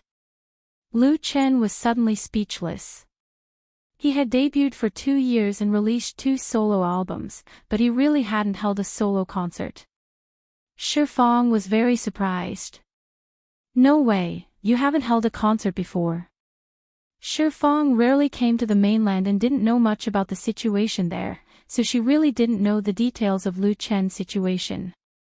Lu Chen said with a wry smile, "I've only participated in a few platters, speaking of which, it was a bit embarrassing." As the most outstanding singer and songwriter in the Chinese music industry, he had not held his first solo concert so far. He was not even as good as many second-tier and third-tier stars. The fans had been calling for a long time. In fact, Lu Chen also wanted to hold one, but he had been busy shooting movies and TV series, so he couldn't make time to hold a special concert. At most, it was a fan meeting. A fan meeting and a solo concert were completely different things. The current cheers were the outburst of his fans' resentment. Otherwise, under normal circumstances, everyone would have waited patiently for the concert to start and would not be so restless. At this time, the door of the VIP lounge was pushed open and Tian rushed in. "No!" she shouted, "Lu Chen, hurry up and go out to calm the crowd, otherwise something may really happen." In holding such a large-scale event, the most feared thing was that something might go wrong. Once the fans' emotions got excited, it was easy to go to extremes, so the organizers often had to make all kinds of preparations in advance, including cooperating with the stars to appease the fans. Originally, at this time, the audience should still be entering the venue, and the original plan was to have a non-live song and dance performance to warm up the scene. But now that the warm-up was not needed at all, the plan must be changed to ensure that the subsequent live broadcast went smoothly. Tonight's concert of The Voice of Good Voice was broadcast live by Zhejiang Satellite TV Station and simulcast live on QQ Video Network. Then I'll go first. Lu Qin stood up decisively and said to Tian, "You let the working group get ready." Tian quickly said, "There's no problem over there. They will definitely cooperate well." Chen Fei was a little worried. He got up and asked, "Do you want me to go on stage with you?" Lu Qin said with a smile, "It's not that exaggerated. The fans are still very good. I should be fine once I go out." He added, "One man takes responsibility for his own actions." Everyone laughed at once. In fact, it was really not a big deal. Most of the fans, including the live audience, were just blindly following along. Everyone spent so much money to see the Voice of Good Voice concert tonight, and they didn't want to mess it up. Therefore, when Lu Qin appeared on the T-shaped stage, when the bright spotlight hit him, the shouts of the audience turned into cheers. Although they were still very excited, they were no longer manic. Many of the audience had a feeling of finally summoning the boss, so they laughed and clapped hard. It was as if they had just won a great victory.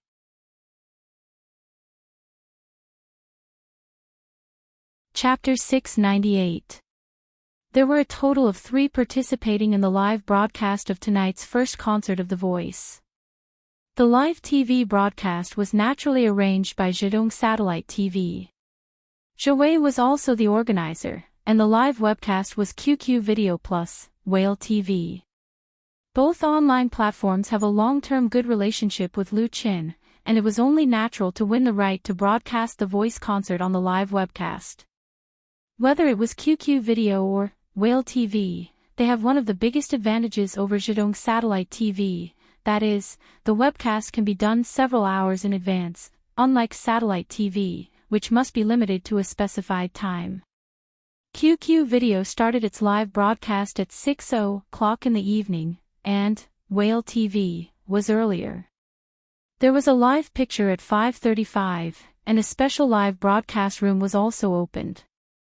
Moreover, this live broadcast room was interlinked with Lu Qin's live broadcast room. It was divided into 2 different angles of live broadcast.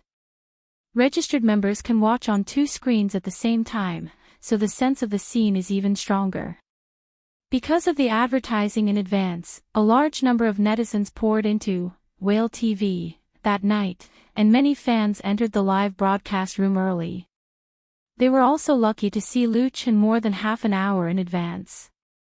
I really got shouted out. I really want to go to the scene, but unfortunately I didn't buy a ticket, 5,555. It's really a sea of people.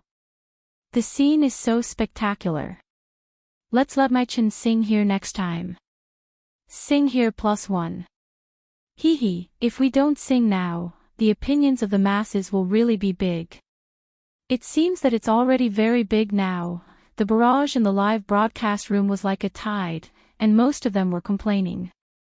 It could be seen that Lu Qin's fans really had complaints. Especially those of his fans, they didn't know how long they had been looking forward to it, but they were always disappointed. Their emotions broke out at night. Fortunately, Lu Qin came out in time to calm the scene. "Good evening, everyone, I'm here." As soon as his voice fell, there were all kinds of cheers, screams, whistles, and applause. Lu Qin waited for the fans to vent their emotions with a smile on his face, and then continued, "Now there are still 43 minutes before the start of the Voice concert, so let me make the scene. Sing a few songs for everyone first, what do you think?" Okay, this time, all the voices were united, and they all cheered in unison. Lu Qin waved towards the audience, and immediately, a staff member brought over a microphone, a stool, and a guitar. Sitting on a stool, Lu Qin held his guitar and said to the microphone, I haven't sung like this for a long time. Actually, I'm very happy today, because apart from you guys, my mother and sister are also here." The gymnasium immediately became very quiet, with only Lu Chen's voice echoing. No one would be so insensible as to create interference at this time. Many people looked left and right, trying to find Lu Chen's mother and sister in the crowd. Of course, it was all in vain. Lu Chen continued, "So tonight's first song, I want to give it to my mother first, to thank her for giving me a precious life, raising me, and giving me everything I have now." At this moment, Fang Yun and Lu Shui were sitting in the VIP seats in the front row, listening to Lu Chen's confession of affection on stage. Fang Yun's eyes couldn't help but turn red. And the first song that Lu Chen sang was, of course, the song that fans were already familiar with, "When You Are Old." When you are old, your hair is white, and you are drowsy. When you are old, and you can't walk anymore, and you take a nap by the fire, and you remember your youth. How many loved you in your youth, how many admired your beauty, whether they were sincere or fake, but only one person still loves your pious soul. This song was very special among all of Lu Chen's works. It could be sung to lovers and friends, as well as relatives and elders. Different people could sing it with different flavors. Therefore, since its birth, it has been covered by many professional and non-professional singers. And among all of Lu Chen's works, When You Are Old has always been at the top of the evaluation. Maybe it was not as popular as You Who Sat Next to Me and The Brightest Star in the Night Sky among young people, but it allowed Lu Chen to gain a group of fans with life experience. For Lu Chen's fans, they were also familiar with it. Lu Chen only sang 2 paragraphs, and the fans at the scene began to sing. At first, there were only a few people singing, but soon it became a collective chorus. Especially when he sang, "Only one person still loves your devout soul, loves the wrinkles on your old face," the atmosphere of the audience reached a climax, and the scene was really very moving. This is Lu Chen's fans, singing together to Lu Chen's mother. They are thanking Lu Chen's mother for giving the world a precious gift. The name of this gift was Lu Chen. "When I am old, I really hope that this song is sung for you." Lu Chen's voice was deep with warmth, and the simple guitar accompaniment restored the most authentic taste of the music. It drifted away and gradually returned to plain, leaving a lingering sound. 3 memories from the dream world brought Lu Chen the depth of the accumulation of years, so that his interpretation of When You Are Old reached a near-perfect height, with a charm that no one could imitate. It deeply infected and moved all the audience present. Until Lu Chen finished singing. The applause of the audience was thunderous, pushing the atmosphere to a new climax. Lu Chen stood up with his guitar, and then bowed to express his gratitude to everyone. How lucky he was to have so many lovely fans. In the live broadcast room of Whale TV, more and more fans poured into the platform. Many people came in through QQ groups or Tiba blogs, making the number of online people in the live broadcast room show an explosive growth. And when Lu Chen sang When You Are Old, many fans typed the lyrics in the bullet screen. They also sang along. A song, When You Are Old, completed the adjustment of the mood of the audience, and a possible storm was eliminated without a trace. But Lu Chen did not leave. He sat down again and delivered his second song. He chose to continue singing his folk works. One song after another, the time before the official start of the voice concert became Lu Chen's exclusive performance time. Although it was not a real solo performance, it still gave the audience and fans great satisfaction. Time passed quietly until 7:30, when Lu Chen finished singing his 5th song. He officially said goodbye to the audience and left the stage to the 2 concert hosts. Tonight, Lu Chen was destined to be the protagonist.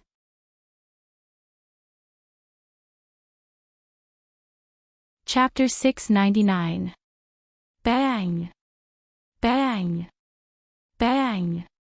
In the clear night sky, a group of gorgeous fireworks exploded, and the sky was filled with a meteor shower, lighting up the sky above Huanglong Stadium and igniting the enthusiasm of the 75,000 spectators in the stadium. Amidst the rising and falling cheers, shouts, and applause, the 2017 Good Voice concert officially began. The two large curtains slowly opened, and the logo of the Good Voice appeared on the LED giant screen behind the stage. A man and a woman appeared on the stage under the spotlight. Tonight, the hosts of the Good Voice concert were Kai Jia and Tian Tian. Today's Kai Jia is no longer a small music show anchor at Hangzhou Traffic radio station. Relying on the phenomenal variety reality show, China's Voice, he has become a well-known host in China, and has now officially joined Zhidong Satellite TV station. He wore a black suit tonight, and his whole person looked refreshed, and the smile on his face was particularly bright. And his partner, Tian Tian, was even more dazzling. A long red dress set off her almost perfect figure, and every frown and smile was intoxicating. Tian Tian has long since left Zhidong Satellite TV station, but for tonight's Good Voice concert, the satellite TV station still invited her to come over to co-host with Kai Jia, because no matter her image, temperament, or identity, she was very suitable. Kai Jia said in a clear voice, "Dear leaders, dear guests, Tian Tian, dear audience, everyone, good evening. Today, we are gathered here to enjoy the joy that the Good Voice brings us. Open your heart, release your passion, let this place become a sea of joy, let happiness resound through the sky. Let us gather together, let us sing and dance, let the most beautiful voice." 7 high-definition digital cameras arranged in the stadium transmitted the live picture to the broadcast vehicle in real time, and then transmitted it to the headquarters building of Zhidong Satellite TV station, and then presented it to the national TV audience. Although the two major online platforms, QQ Video and Whale TV, have taken away a large part of the audience, there are still countless people willing to stay in front of the TV. The real-time ratings fed back to the satellite TV station reached an astonishing 4.89% at 7:30. Although this figure was far from being comparable to Central TV's Spring Festival Gala and was not even a fraction of the latter, it was still enough to make the industry peers' eyes bleed with envy, just how much advertising fees could be earned. In fact, the naming rights of tonight's Good Voice concert have long been taken away by Zhonghua Motors, and the advertising time for the insertion was booked out 2 months ago. The first performance was a grand song and dance program. After the song and dance, the first singer to appear was Liao Jia. He led his Black Memory Band and appeared with a song that countless rock fans were familiar with, Antarctica, which instantly ignited the audience's excitement. This song, Antarctica, could be said to be the masterpiece of Liao Jia and Black Memory. It was regarded as one of the last classics before the country fell. Although it had been 20 years since this song was written, when Liao Jia reinterpreted this classic with his unique voice, many rock fans who came to the scene still couldn't help but cry. Among the 75,000 spectators at the scene, those who came for Liao Jia were definitely a minority. The number of fluorescent signs with his name was far less than that of Lu Chen and Chen Fei. His fans were older and did not like to support their idols in this way. But no one dared to underestimate the power of these rock and roll fans. At the moment when Liao Jia sang to the climax, they all stood up and took off their coats, revealing the black t-shirts with Liao Jia's name on them. They let out almost crazy roars and shouts, which really shocked the other audience. "I want to go to the South Pole, and take you with me to the South Pole, because the true meaning of life is hidden there." These fans were using their own roars to tell everyone that the country would never die, it was just gradually withering. And this scene was faithfully recorded by the live cameras, becoming one of the most classic passages in tonight's Good Voice concert. It made many fans realize that the country was still in people's hearts. If Lu Chen's groundwork set off the prelude to the Good Voice concert, then Liao Jia used this song, South Pole, not only to prove that he was not old, but also to bring a second wave of atmosphere. When he sang to the end, his voice was hoarse, not because he was unable to do what he wanted, but because his mood was surging. Finally, led by Liao Jia's fans, the whole audience stood up together and sent him off the stage with neat applause. Tonight's concert was destined to not be ordinary. Then, the top 10 students of The Good Voice came on stage one after another. In the middle, Chen Fei, and Shifang also came on stage to sing their own classic works, which made the atmosphere of the scene surge like a tide, wave after wave. After the top 10 students of The Good Voice left the stage, Lu Qin came on stage again. This time, he was no longer alone. There was also the Nirvana band, who had just arrived in Hangzhou in the morning. Today's Nirvana band is no longer the shadow band behind Lu Qin. They have already officially signed with Qin Fei Media and become a real independent band, and will release their first album at the end of the year. Lu Chen's tailor-made For Our Love for the Nirvana band made Nirvana among the first-class bands in China. So when the lead singer Wang Jing led the band members on the stage, many fans shouted the name of Nirvana. Lu Qin and Wang Jing walked to the front of the stage together and stood in front of the microphone. Wang Jing was wearing a t-shirt and jeans. She had short hair and looked very cool holding an electric guitar. When she stood side by side with Lu Qin, the frequency of mobile phone flashes in the audience reached its peak. With a long breath, Lu Qin said to the microphone, "The next song will be sung by me and the Nirvana band. I believe many people should have heard of this song. Its name is 10,000 times sad." As soon as his voice fell, Wang Jing's fingers swept the strings of the guitar and played the prelude of the song. "Oh honey, my mind is full of you. Oh irresistible palpitations, it's hard to breathe. Tonight are you going to miss another night, are you going to hide your last expectations?" This song, 10,000 times sad, first appeared at the Tianfu Music Festival, and it is also one of Lu Chen's latest pop music works. It is deeply loved by countless fans of Lu Qin with its strong and exciting melody. And this time, Lu Qin and the Nirvana band worked together again to sing this song, 10,000 times sad, which immediately reignited the atmosphere of the scene that had just calmed down, 10,000 times sad. There will still be dreams, I have been waiting for you in the warmest place. The exciting scene of the whole audience singing and singing appeared again.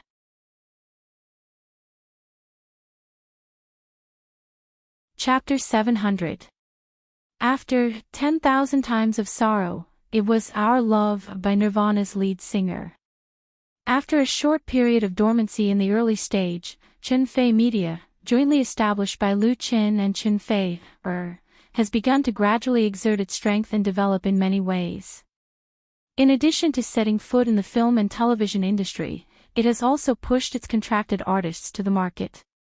Nirvana and Jejentana appeared at the Voices concert this evening precisely because of this. But anyone with a discerning eye can see that Lu Qin has put a lot of effort into recommending the Nirvana band. There is the Tianfu Music Festival ahead. This time, he once again led the Nirvana band on the stage, and also put the latter in the same position as himself. This song, For Our Love, was sung by Wang Jing, and Lu Qin, as an accompaniment guitarist, was willing to play the supporting role.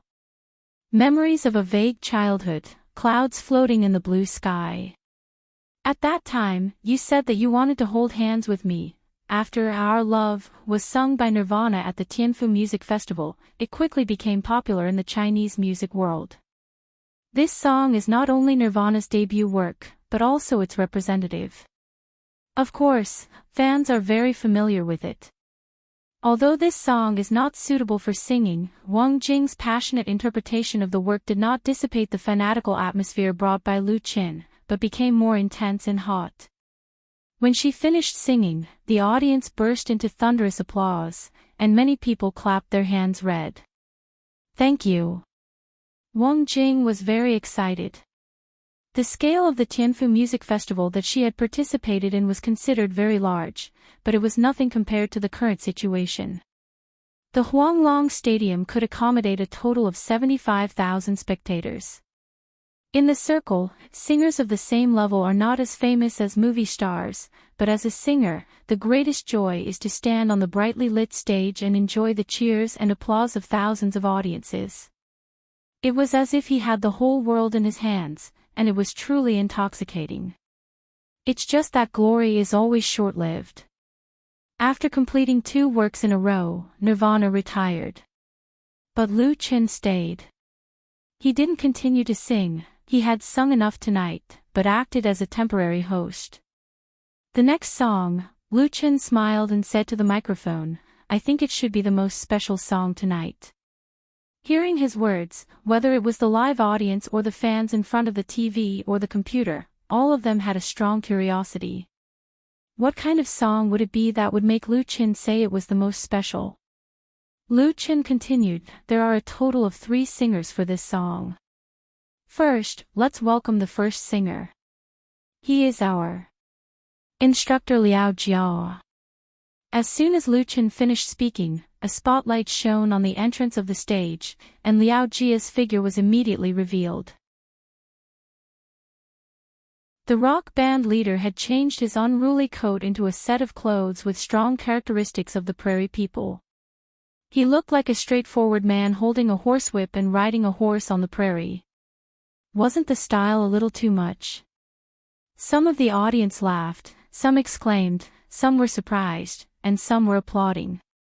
Liao Jia held the microphone in a serious manner, held his head high, and walked to the center of the stage calmly. Lu Qin smiled and said, "The second singer, can you guess who she is?" He turned around and made an inviting gesture, and the second spotlight was fixed on Liao Jia's original position.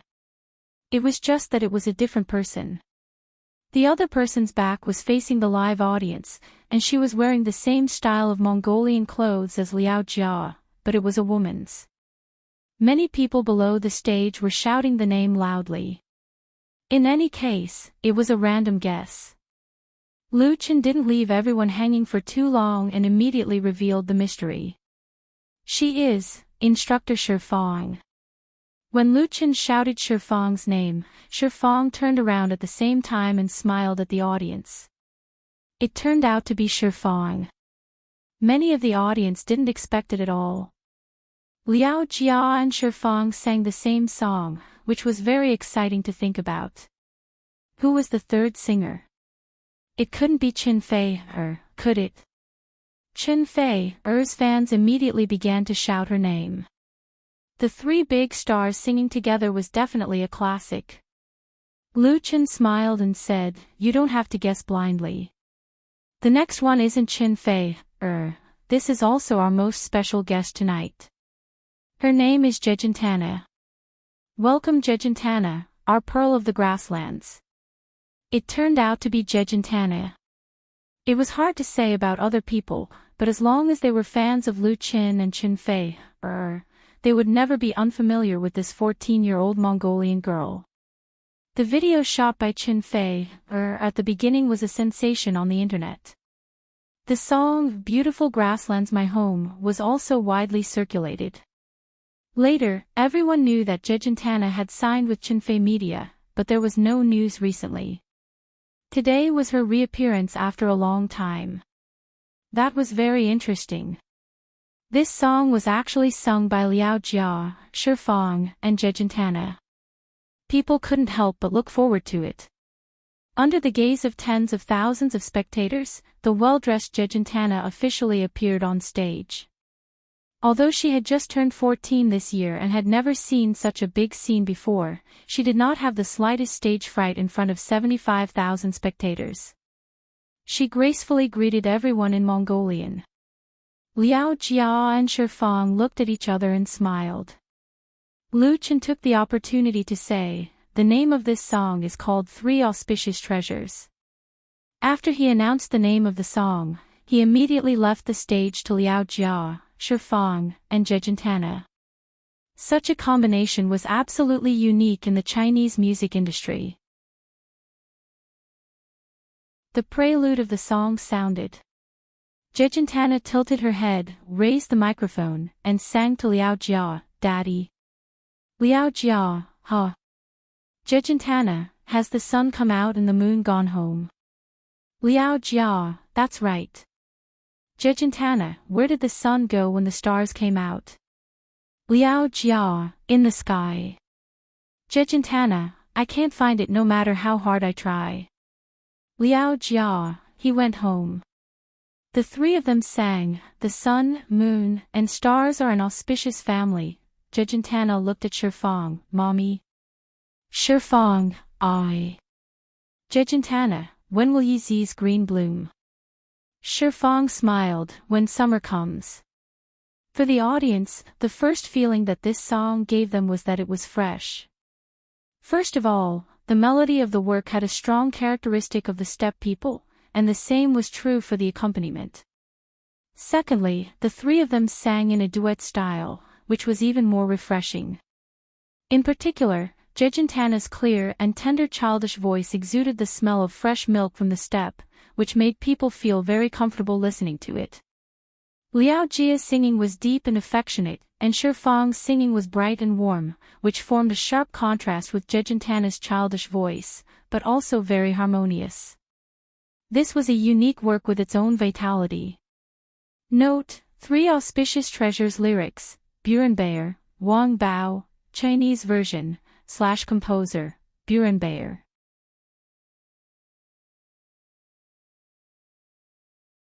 Chapter 701. Whether it was the 75,000 spectators in the Huanglong Stadium, or the fans watching the live broadcast in front of their TVs and computers, tonight's concert was definitely one of the most wonderful concerts they had ever seen. Since the beginning of the concert, there have been continuous wonderful climaxes.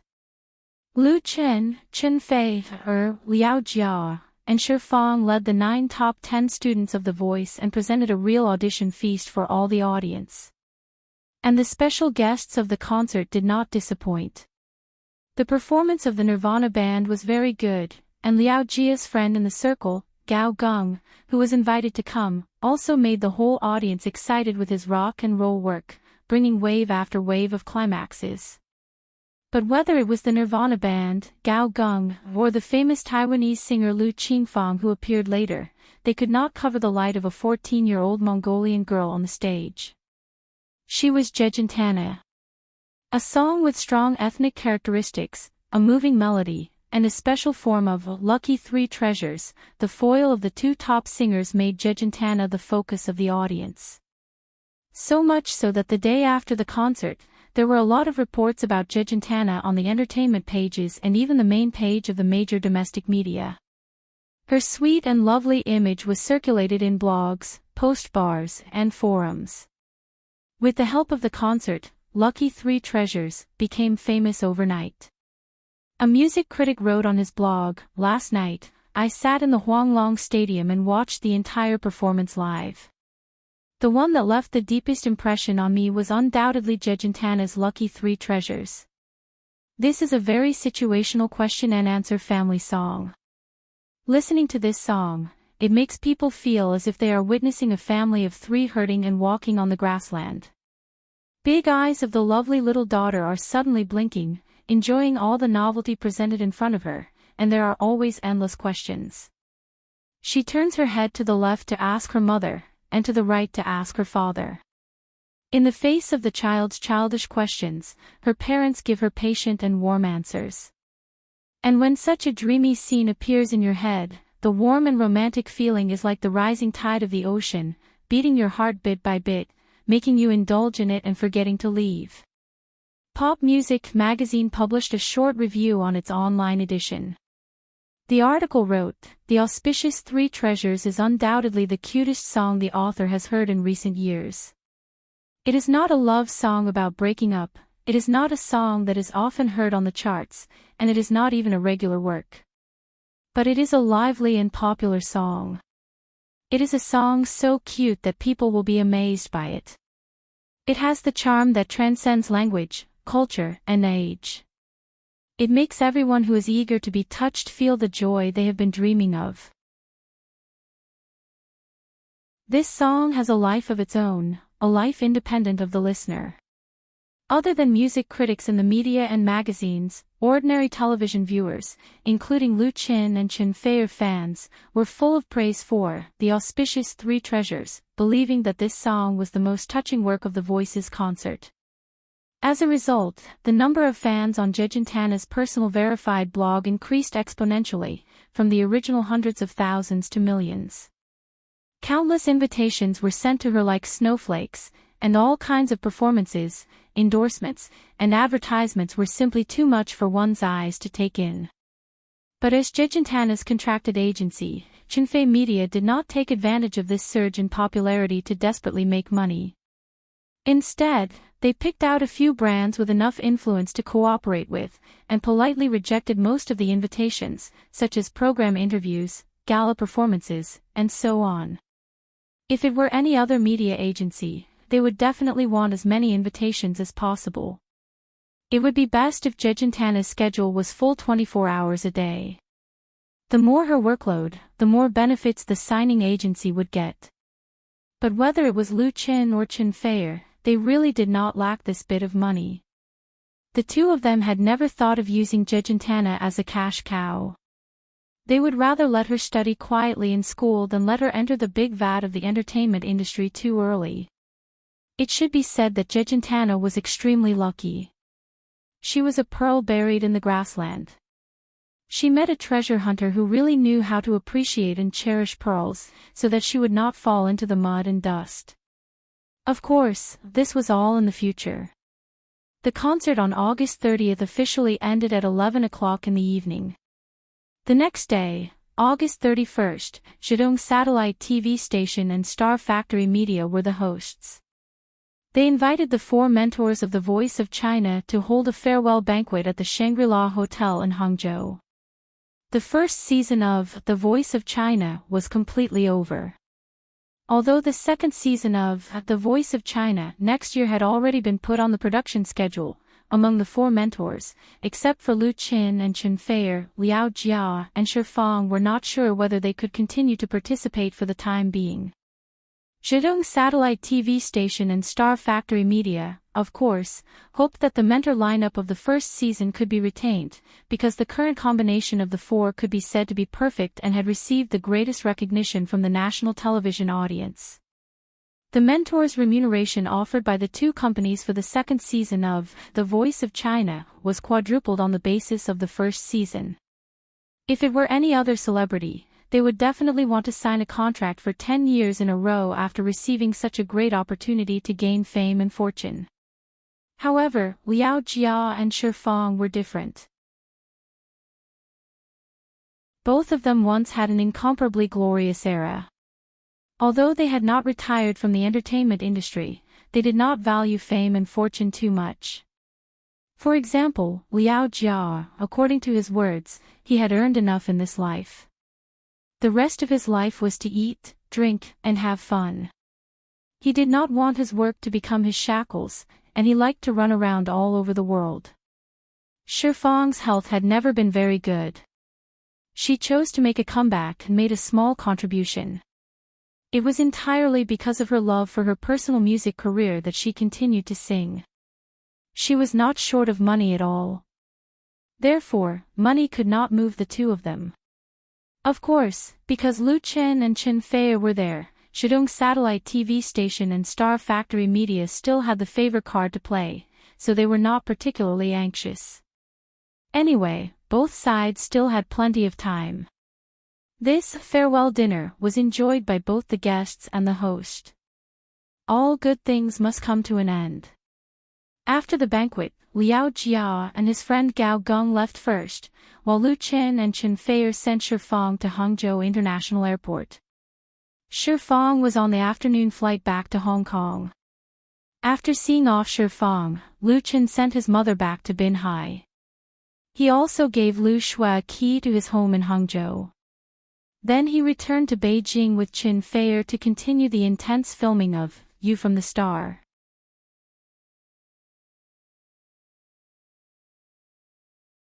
Chapter 702.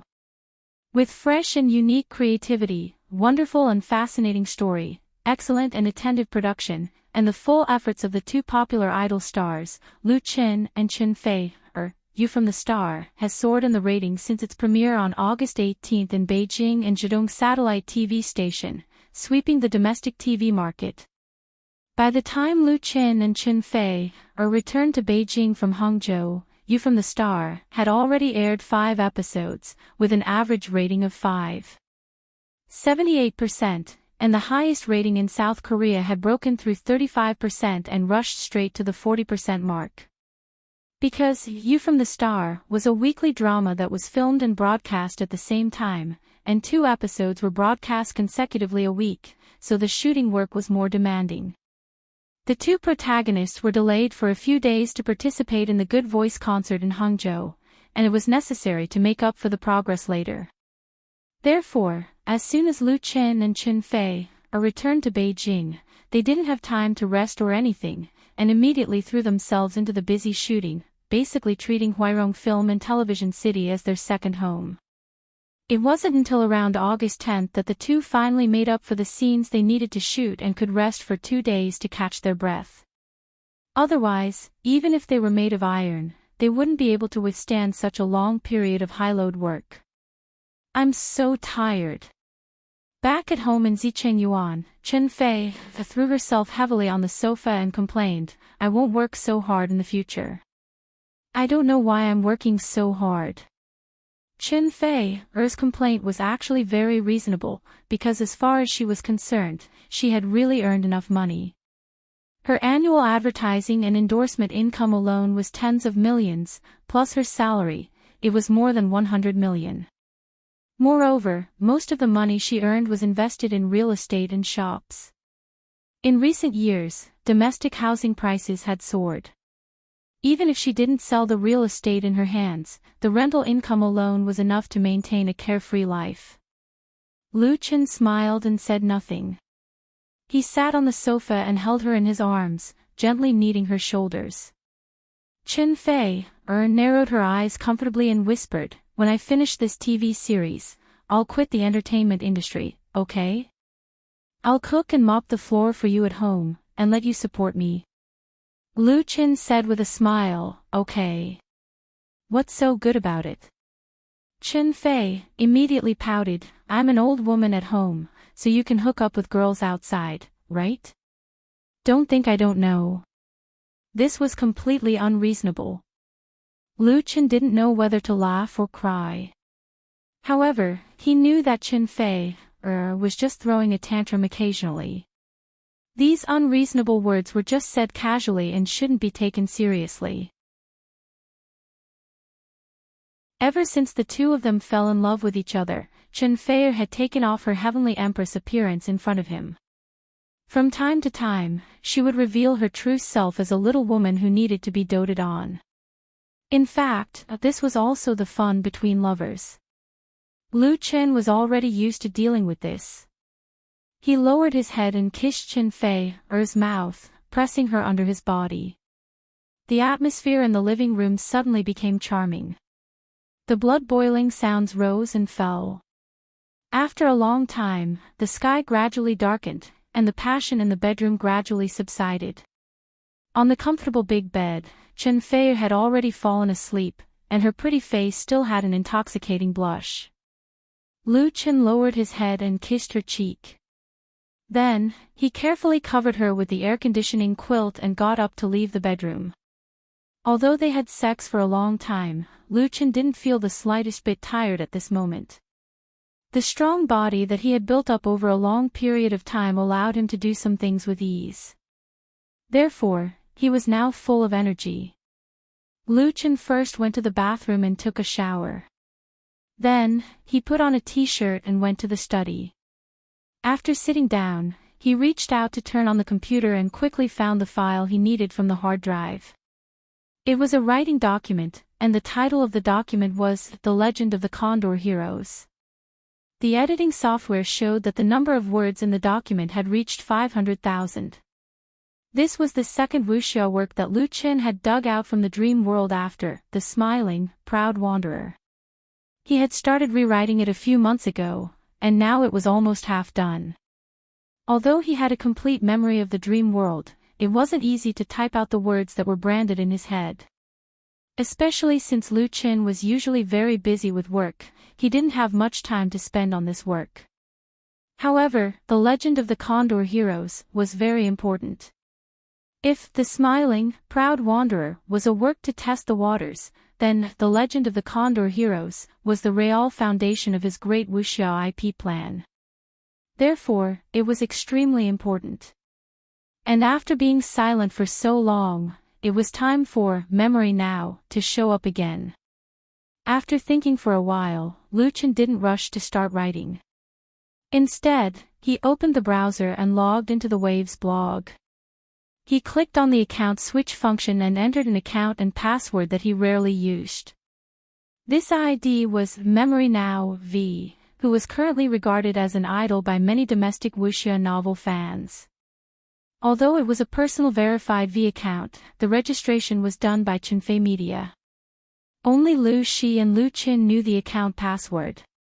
Even the company's internal public relations department didn't keep it. Even within Chunfei Media, only a few people knew that Memory Now was Lu Qin himself. As for the outside world, Memory Now was even more mysterious. He rose to fame in 2016 with a wuxia novel, The Smiling, Proud Wanderer, and quickly gained a large number of fans. So far, the total sales of The Smiling, Proud Wanderer had exceeded 1 million copies. Although it couldn't be compared with the top physical books, as a niche category of books, its success was undeniable. However, the author, Memory Now, never showed up. He didn't accept interviews from reporters, nor did he hold book signings, so the fans who liked his works couldn't see him in person. As a result, there were rumors on the internet that Memory Now was too ugly. In order to avoid losing fans due to exposure, he deliberately made himself so mysterious. This completely irresponsible statement was actually quite popular. In addition, some people said that Memory Now was actually a woman. The reason was that her description of the protagonist Ling Hu Chong was set according to the requirements of a boyfriend. Therefore, she didn't dare to show up for fear of being exposed. All these made Lu Qin not know whether to laugh or cry. However, since he chose to keep it a secret, he didn't intend to make it public now. He wanted to keep the mystery. As for what others wanted to say, let them say it. Controversy was not a bad thing. The scariest thing was that no one cared about it. On the other hand, the blog, Memories of Present and Ancient, was really deserted.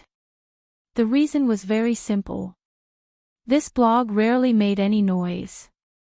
From the time it was registered, it had only posted 5 blog posts. It would be strange if it wasn't deserted. Today, Lu Qin used the 6th blog post to announce the return of Memory Now. It was back.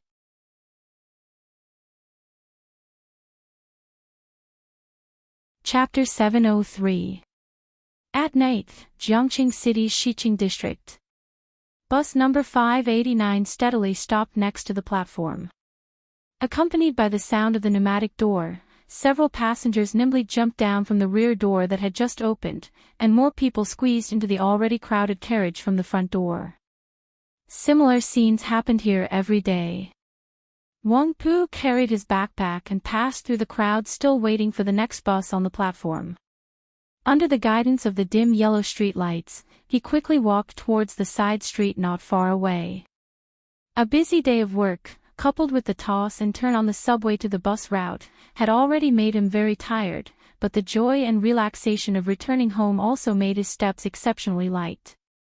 Walking through the side street and into an alley, Wang Pu returned to his rented apartment.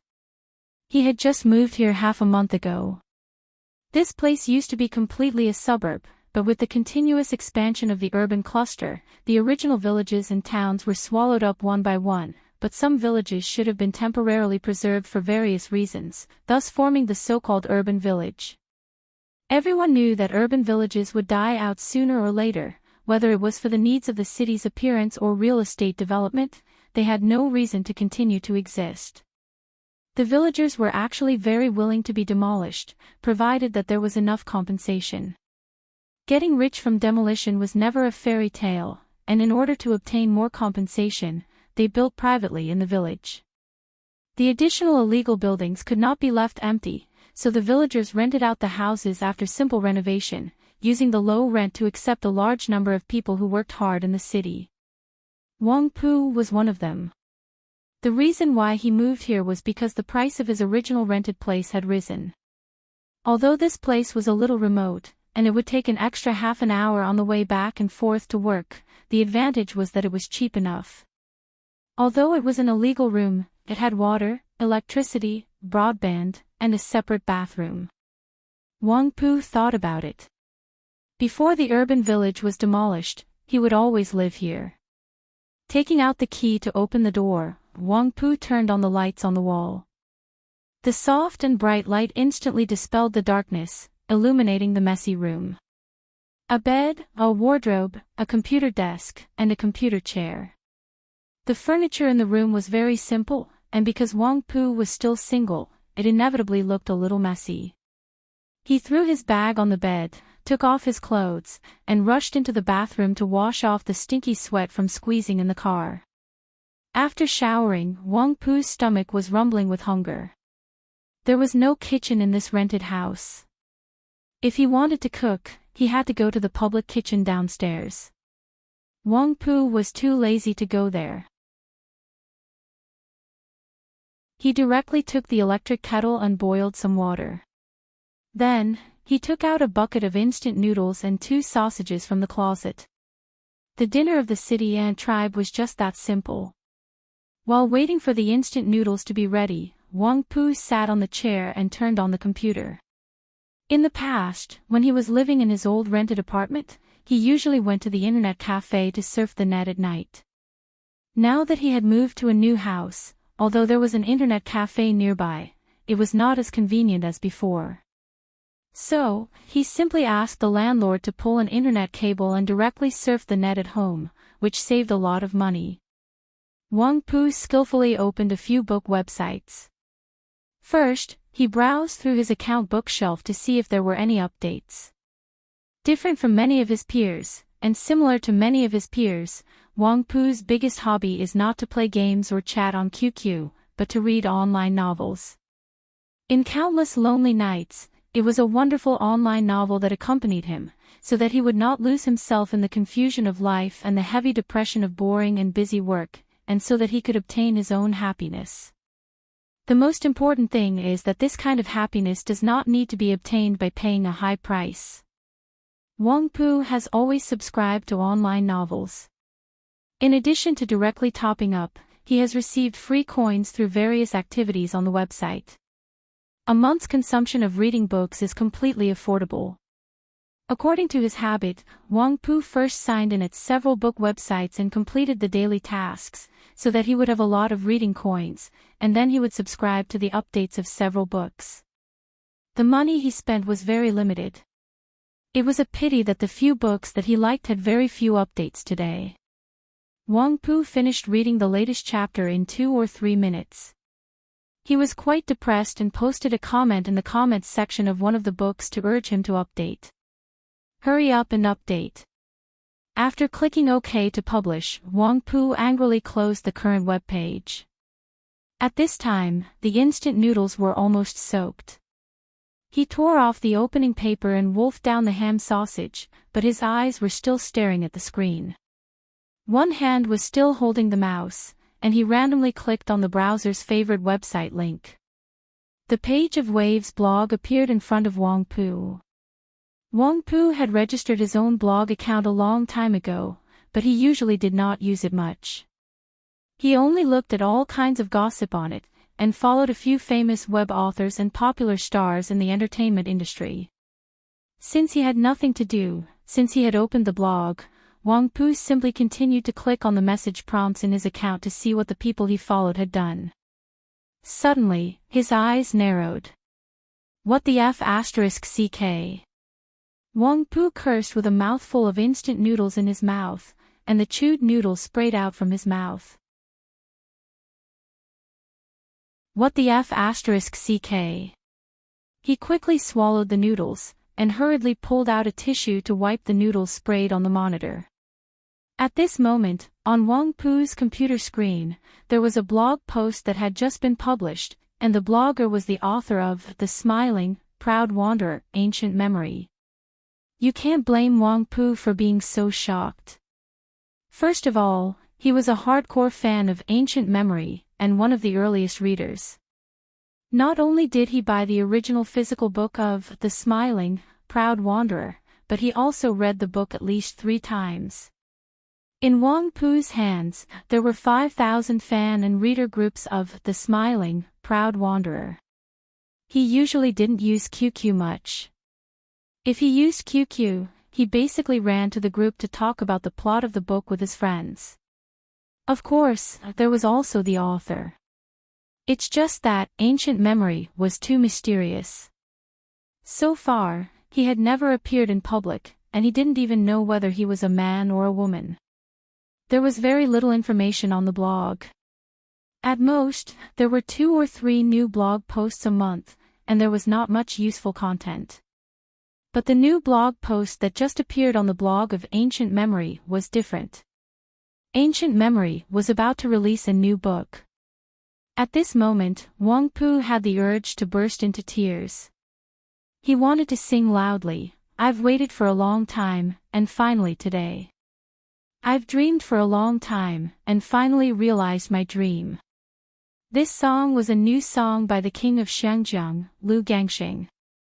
It was written and composed by Lu Qin, and it was very popular in the mainland recently. Wang Pu felt that these lyrics really matched his mood at the moment.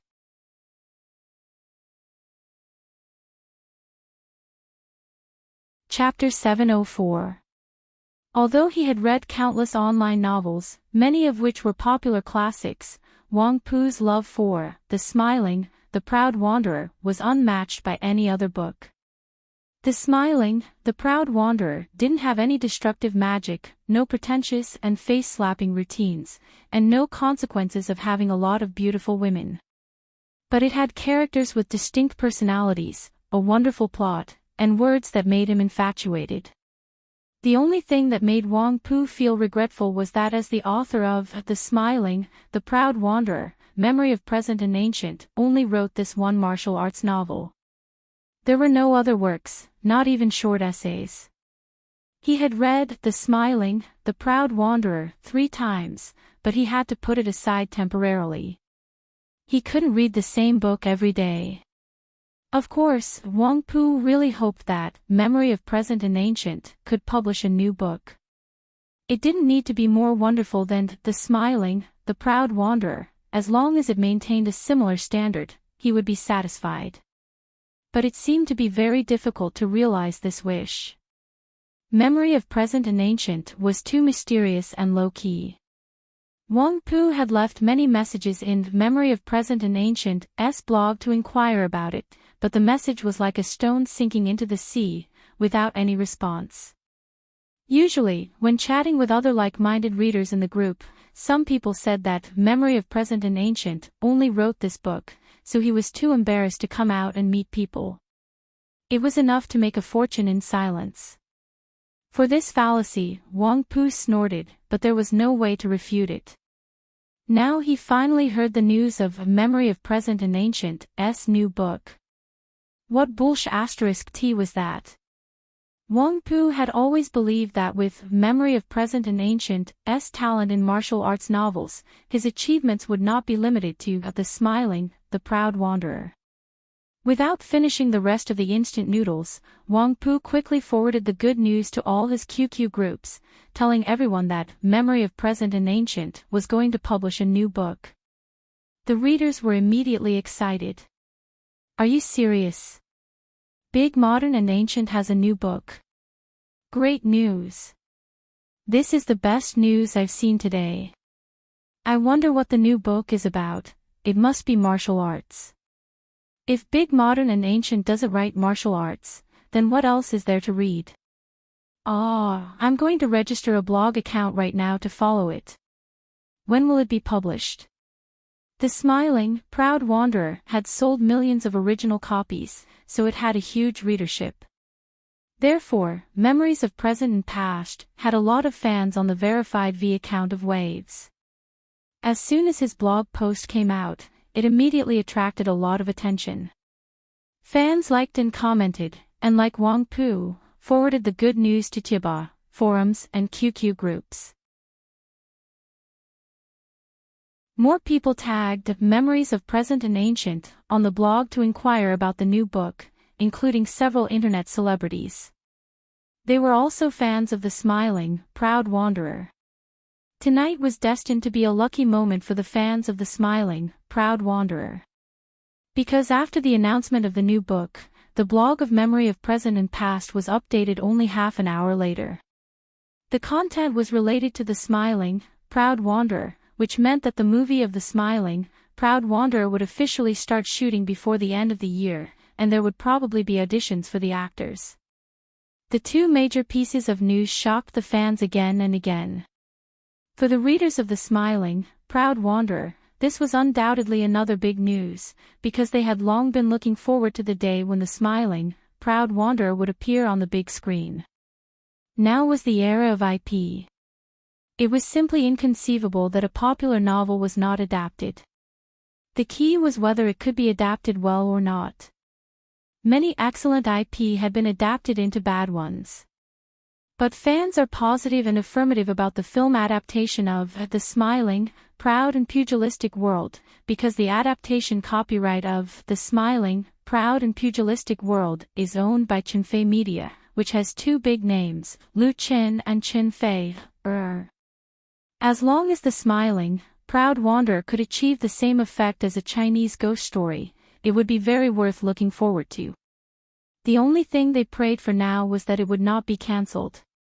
Why are you still playing on the computer? The door of the study was pushed open, and Qinfei, who was wearing thin pajamas, rubbed her eyes and walked in. Seeing that Lu Qin was still surfing the internet excitedly, she couldn't help but say, "Do you want to rest?" She walked over and asked, "What are you reading so happily?" Lu Qin held Qinfei in his arms and let her sit on his lap, "Reading my blog." "Ha!" Qinfei took a closer look and said in surprise, "This isn't your blog." Lu Qin said with a smile, "Why isn't it my own?" Qinfei took a closer look and was speechless. Reminiscence. "Why did you use this account?" Of course she knew that Reminiscence was an alias that Lu Qin used to write books. His book, The Smiling, Proud Wanderer, was very popular, and it was once in the top 3 of the physical book sales chart. And the derivative rights of The Smiling, Proud Wanderer were all with Qinfei Media. In terms of subject matter, The Smiling, Proud Wanderer was very suitable to be adapted into movies, TV shows, and games. The game aspect would definitely be done by Happy Entertainment, and the movie adaptation was also officially on Qinfei Media's schedule. According to Lu Chen's plan, the adaptation of The Smiling, Proud Wanderer would be the focus of the company next year. But when Qinfei saw the content of Lu Chen's blog, she was still very surprised. "You're going to release a new book?" Lu Chen nodded. "Yes, The Smiling, Proud Wanderer has been out for quite some time. It's about time to release a new book." Lu Chen would create a series of wuxia IP around the ID, Memories of Present and Past. Strictly speaking, The Smiling, Proud Wanderer was just a test of the waters. The Legend of the Condor Heroes, which he had completed nearly half of, was the real focus of his work. But The Smiling, Proud Wanderer was selling like hotcakes, and Lu Chen wouldn't waste its value. It had been brewing for a long time, and it was time to harvest it. Releasing The Legend of the Condor Heroes would ensure the continuation of his plan. Qinfei knew that Lu Chen had been working on a new book, but she didn't know how many words Lu Chen had written. She couldn't help but widen her eyes. "You finished?" Lu Chen shook his head and replied, "It's less than half, but it's very fast to write." As he spoke, Lu Chen stood up with Qinfei in his arms. "All right, let's not talk about this anymore. Let's go back to sleep." He wasn't satisfied before, and wanted to enjoy it again. Chen Feier felt Lu Chen's passion, and she giggled, her eyes extremely charming. Tonight was not going to be peaceful.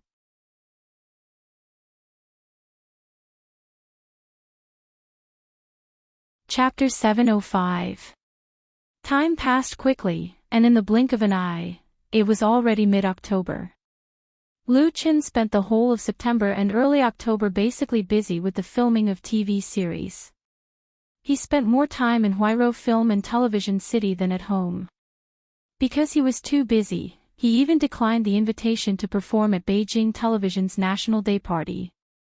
The main reason was that You from the Star was too popular. Since its broadcast, the ratings have been high. It has broken through the category of phenomenal TV series and broken records in China and South Korea. The schedule of 2 episodes a week has put a lot of pressure on the crew. In order to ensure quality, overtime is a common thing. As the male and female protagonists, Lu Chen and Chen Feier don't have much free time. However, in mid-October, Lu Chen still managed to squeeze out a few days. He was going to the United States. There are 2 main reasons for Lu Chen to fly to the United States this time. First of all, the listing of online crowdfunding on NASDAQ in the United States has already made progress, and it can even be said that success is imminent, requiring him, the founder and owner of 10% of the shares, to go to the other side of the ocean. Li Mushi, who had been planning the listing of online crowdfunding in the United States earlier, made more than a dozen phone calls to Lu Chen, and finally threatened him that if he didn't come, she would fly back to Beijing in person to teach him a lesson. Not to mention Lu Chen's personal friendship with Li Mushi and Li Mubai, his development since his debut has been smooth and has not experienced too many twists and turns. He is more or less indebted to the shelter of the big tree known as the Li family. Otherwise, it would be strange if no one coveted someone like Lu Chen, who has no background and has done so many profitable businesses. Therefore, it is reasonable to say that Lu Chen should also help Li Mushi solve the problem. After all, if online crowdfunding goes public, his 10% shares will be worth at least hundreds of millions, and it's US dollars. Secondly, Lu Chen also has plans to visit the United States to find a first-class special effects company that can cooperate with him for a long time to improve the strength of Chen Fei Media in this regard. Special effects production was an industry that required long-term investment, and it was also an industry where money flowed like water. It was impossible to rush for quick success. The most important thing was that talents did not fall from the sky. They needed to be carefully cultivated and accumulated. Once they reached an agreement with Marika, Chen Fei Media would arrange for batches of personnel to study in Marika and gradually improve the standard of special effects production. At present, the special effects team under Chen Fei Media can barely cope with the production of special effects for a TV series like You from the Star, but it is much worse for a big movie. The filming of The Smiling, Proud Wanderer was already on the schedule, so the cooperation training plan couldn't be delayed any longer. Otherwise, it wouldn't be good for them to cram at the last minute. Beijing International Airport, Terminal T1. At the security checkpoint, the couple who were about to part were still reluctant to part. Chen Feier adjusted Lu Chen's collar for the last time and said, "Call me first when you arrive in the United States." "Got it." Lu Chen smiled bitterly and said, "I promise that when I arrive there, the first thing I will do after I get off the plane is to call you to tell you that I am safe." Chen Feier had said the same words several times, as if he would go to the United States and never come back. In fact, this time Lu Chen would only stay in the United States for 5 or 6 days at most. Then go through the security checkpoint quickly. Chen Feier was finally satisfied. He stood on tiptoe and kissed him on the lips. He said, "I will wait for you to come back." Lu Chen nodded, picked up his luggage, and went to the security checkpoint with his assistant. When passing through the security checkpoint, he turned around and waved at Chen Feier. The latter blew him a kiss. After passing the security checkpoint, Lu Chen and his assistant waited in the VIP lounge for more than half an hour, and successfully boarded the direct flight from Beijing to New York in the United States. He boarded the flight of Jinmei Airlines, the second largest airline in the United States. He boarded the latest Boeing 798, which had just been put into operation. The Boeing 798 was a new generation intercontinental passenger plane launched by the Boeing company. It could carry more than 400 passengers at the same time, and its flight speed was close to the speed of sound. It only took a little more than 10 hours to fly from Beijing to New York. The company booked business class seats for Lu Chen and his assistant because Jinmei Airlines' Boeing 798 flights were very popular. If they were late, the first-class seats would have long been sold out. However, the facilities in the business class of the 798 were no less than the first-class seats of ordinary flights. A person of Lu Chen's height could also sit comfortably. The cabin also provided satellite internet service, so the journey was not lonely. This time, Lu Chen brought an assistant to the United States. Unlike many celebrities who like to be surrounded by people, Lu Chen had always been very low-key when he traveled. He usually only had one assistant, at most 2 or 3. This time, he was going to the United States, mainly for business matters, so he did not bring Zhang Xiaofang, who had been following him, but asked the company to arrange another assistant for him. The assistant was named Wang Yan, 32 years old this year. She had studied in the United States for many years and had a double master's degree in finance and law. She had just returned to China the year before last. Wang Yan had nothing to do with the entertainment industry, and she was not an employee of Chenfei Media.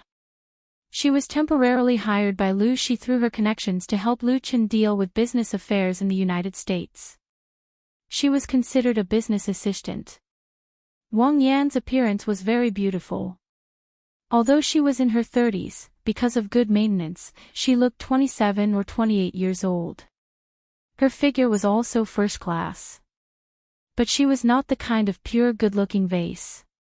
She was very smart and powerful. She currently worked in a business agency. Because this company had a business cooperation with Chenfei Media, she had dealings with Lu Shi. Lu Shi had a deep impression of Wang Yan, so she specifically asked her for help this time. After all, this time Lu Chen was going abroad to negotiate. Lu Shi had no experience in this area and was powerless. She was afraid that Lu Chen would be cheated and could not guarantee her own interests, so she looked for Wang Yan. Therefore, in terms of treatment, Wang Yan was different from ordinary assistants. She sat in business class with Lu Chen. Most of the people in business class were foreigners with blonde hair and blue eyes. Wang Yan first met Lu Chen 2 days ago. She had no interest in pop music, movies, and TV.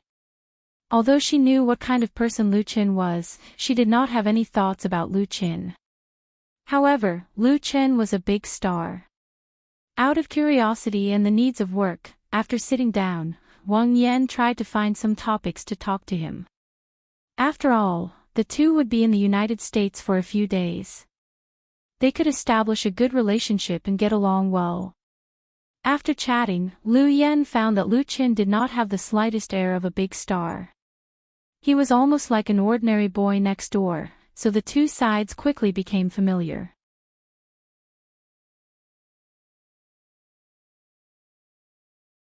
Chapter 706.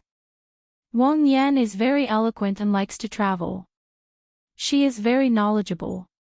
She talked to Lu Chen about the interesting things and food she encountered on her journey, which made Lu Chen listen with relish. Of course, Lu Chen doesn't have any thoughts about Wang Yan. Although the latter is mature and beautiful, there is no shortage of beautiful women in the entertainment circle. Naturally, he can look at her indifferently, but chatting with her is also a very pleasant thing. After the plane took off, the two chatted for an hour and called each other sister and brother. Wang Yan talked to Lu Chen about interesting travel stories, and Lu Chen told her some anecdotes in the circle. The two sides interact. Then Wang Yan asked curiously, Lu Qin, how much money can a star like you make in a year? She added, it doesn't matter if you don't say, I just want to know a little bit. In fact, domestic and international stars have income rankings, but this kind of list is usually nonsense because there are many hidden rich people, and the income of stars is very complicated. In addition to performance pay, there are advertising endorsements, program production, publicity activities, and so on. Some stars even have to eat with others to earn money. Lu Qin thought about it and replied, 1 or 200 million. In fact, his income from all aspects last year and this year added up to at least 7 or 800 million, not including the shares of several companies, but there is no need to shake it all out. 1 or 200 million, Wang Yan couldn't help but say, if I make that much money, I will retire directly and travel around the world. Lu Qin smiled and said, if you really make that much money, maybe you won't think that way. Wang Yan shook her head, I am different from you stars.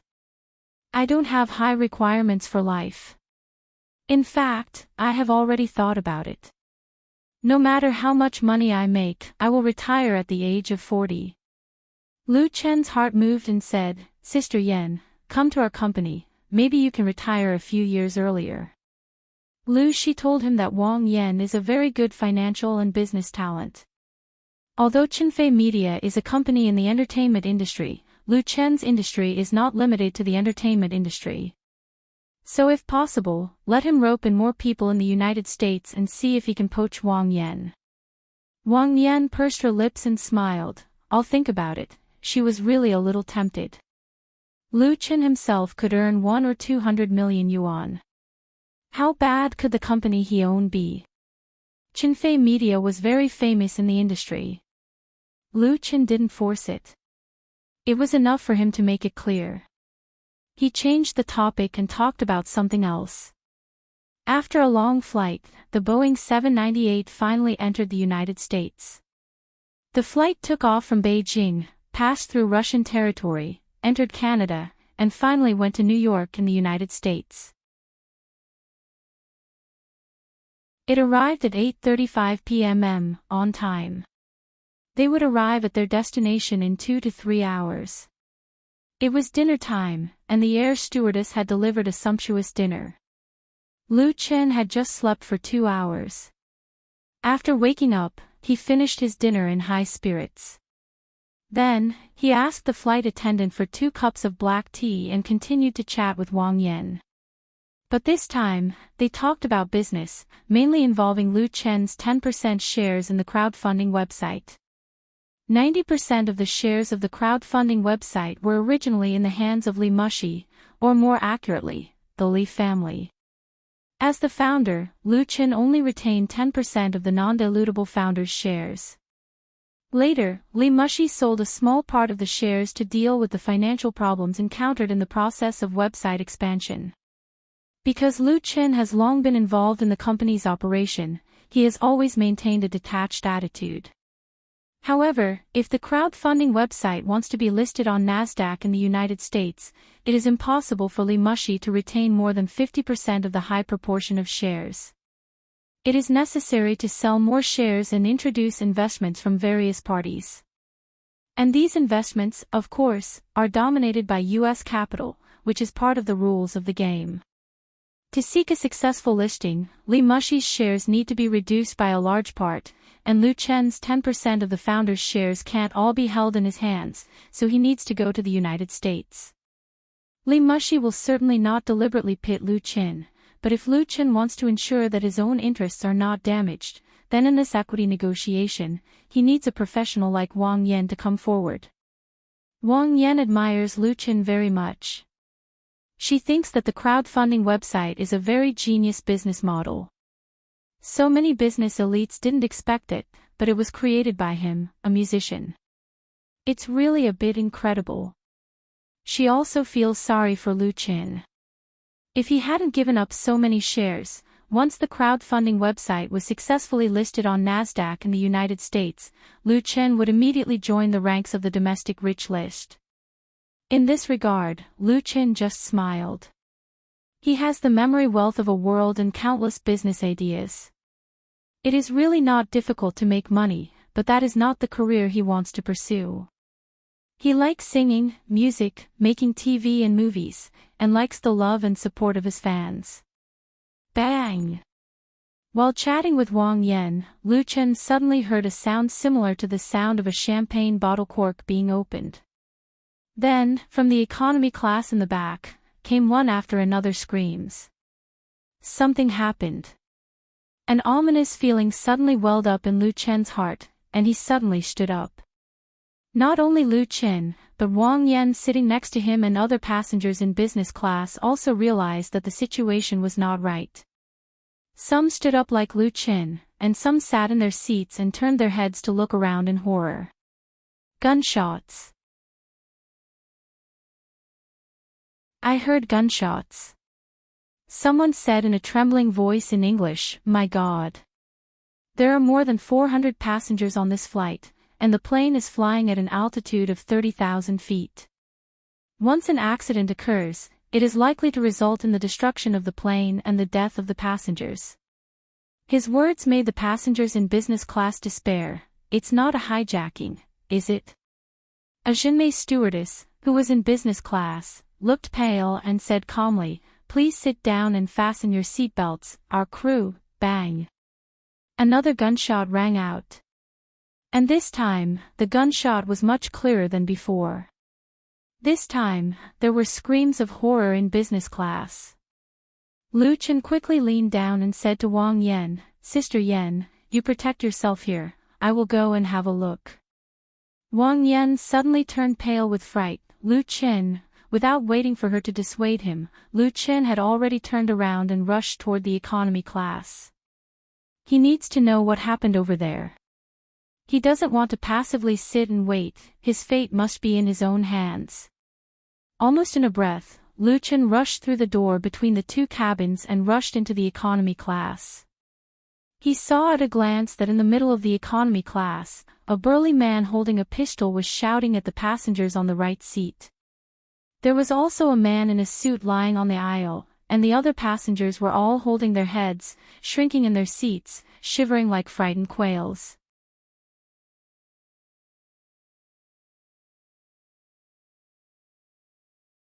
Chapter 707. The scene he saw when he rushed into the economy class made Lu Chen realize that something big had happened. The burly foreign man was holding a real gun. The two gunshots he heard just now were also real, and they had caused casualties. Lu Chen's first feeling was that it was incredible, because domestic airport security was notoriously strict around the world. International flights needed to undergo double security checks, and Beijing International Airport's facilities were even more top-notch. So how could a real gun be brought onto the plane? Secondly, the state of the man with the gun was not right. He was waving the gun to threaten the passengers. He actually wanted the other party to open the innermost safety door. Lu Chen's English was still very good, so he was sure that he didn't hear wrong. If this was a hijacking, then there was a problem with the common sense of the hijacker. When the plane was flying in the air, the safety door couldn't be opened. In addition to being locked, there was also the problem of the difference in air pressure between the inside and outside. Even if it was really opened, did he want to jump out from the inside? Or did he want to take all the passengers on the plane down with him? The man with the gun was extremely manic. His face was ferocious, and his eyes were red. Under the threat of his gun, the passenger was scared out of his wits. He cried subconsciously, don't kill me." Seeing such a situation, Lu Chen's mind turned. He didn't have time to think about the strangeness of it, so he sped up and rushed to the man with the gun. Lu Chen's move was undoubtedly very dangerous. He was unarmed, and the other party was holding a gun. No matter how good his skills were, he couldn't stop a bullet. But Lu Chen had no other choice. He was saving himself by saving people. Once the plane had an accident, no one would survive. The huge sense of crisis made Lu Chen's body secrete a lot of adrenaline. He became extremely calm, and his speed completely exceeded his usual limit. In the blink of an eye, he rushed a distance of more than 10 meters and approached the man with the gun. However, although the man with the gun had lost control of his emotions, he had an instinctive vigilance. He was almost aware of the approaching danger in an instant. Without thinking, he turned around and pulled the trigger at Lu Qin. Bang! The third shot. The shot was so sudden, and the man with the gun did not hesitate at all. However, Lu Qin was already prepared. The moment he saw the opponent turn around and raise his arm, he abruptly dove forward, narrowly avoiding the incoming bullet. At this moment, Lu Qin had never felt so close to death. In the next moment, he landed on the ground and rolled half a circle forward. Immediately after, he pushed himself off the ground with his hands and leaped up. Both of his legs flew out at the same time, kicking fiercely towards the spear-wielding man from below. This movement was incredible. Lu Qin's left hand was on the floor of the cabin, and his body was already in the air. His right leg was extended straight up for a high kick, and his left leg was half bent. It was a little like a rabbit kicking an eagle, but the difficulty was much higher. Paw! The spear-wielding man's first shot at Lu Qin missed. He was obviously stunned. Just as he was about to aim again, Lu Qin's right foot had already heavily kicked his wrist. The power of this kick was so fierce that only a "kacha" sound was heard. The spear-wielding man's wrist was abruptly broken. The pistol that was originally tightly held flew out of his hand and fell on the shoulder of a passenger a few meters away. At this moment, the economy class was once again filled with screams and cries. "I'm going to kill you." The spear-wielding man had lost his weapon and his right hand, but he was still very fierce. The intense pain made him fall into complete madness. He opened his arms and fiercely pounced towards Lu Qin, who was still on the ground. However, without a lethal weapon, why would Lu Qin give the opponent a chance to counterattack? Seeing the man's burly body pounce on him, he, who was half lying on the floor, immediately raised his leg and gave another heavy kick. This was the real, a rabbit kicking an eagle. Bang! His legs heavily kicked the burly man's lower abdomen and suddenly kicked him out.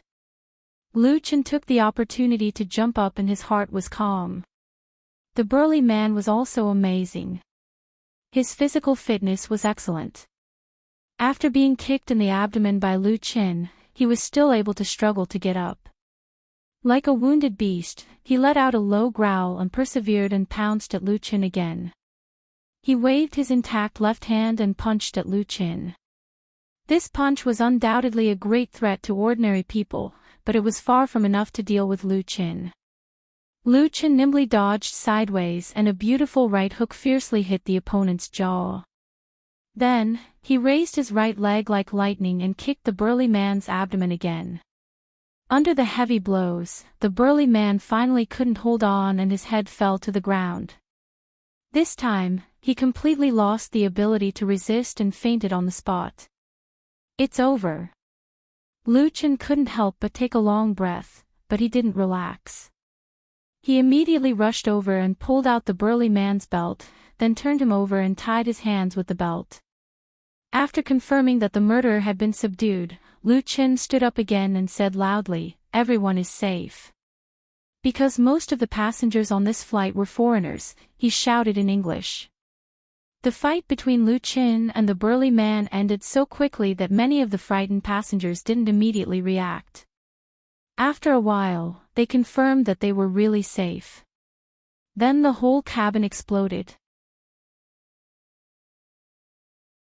Some people cried loudly, some thanked God for their blessings, some applauded Lu Qin for subduing the murderer, and some took out their mobile phones to film. It was chaos inside. Several frightened flight attendants ran over. They maintained order while treating the people who fell to the ground. A total of 2 people were injured and fell to the ground. One of them was just knocked out by the burly man, but the other person was shot in the abdomen and was bleeding. The situation was quite critical. Lu Chen didn't stay idle. He borrowed ropes from other passengers and tied the burly man firmly. The process of the fight just now told Lu Chen that the man was definitely not an ordinary person. He was able to defeat the man completely because of a surprise attack. There was a lot of luck involved. So even if the man was unconscious, he didn't dare to be careless. Several passengers volunteered to help Lu Chen tie up the man and also kicked the man a few times to vent their anger. Almost all the people on the plane were buried with him. After solving the culprit, Lu Chen helped the flight attendants treat the wounded who were shot. Through a conversation with the flight attendants, he learned that the wounded person was a plainclothes air police officer on the flight. He was attacked in the process of stopping the burly man's murder. The pistol was the air police's gun. One of Lu Chen's big questions was solved. The air police's gun and bullets were specially made. The power was much weaker than ordinary pistols. It couldn't penetrate the cabin wall of the plane, but the lethality to people at close range was not low. The air police officer was seriously injured. Whether he could survive in the end, it really depended on their God's blessing. But more than 400 other passengers and crew members, including Lu Chen, could continue to live well. This was more important than anything.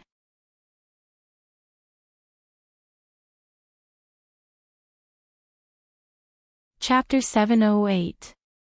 Flight UD 725 failed to reach New York and landed at the nearest Air Force base.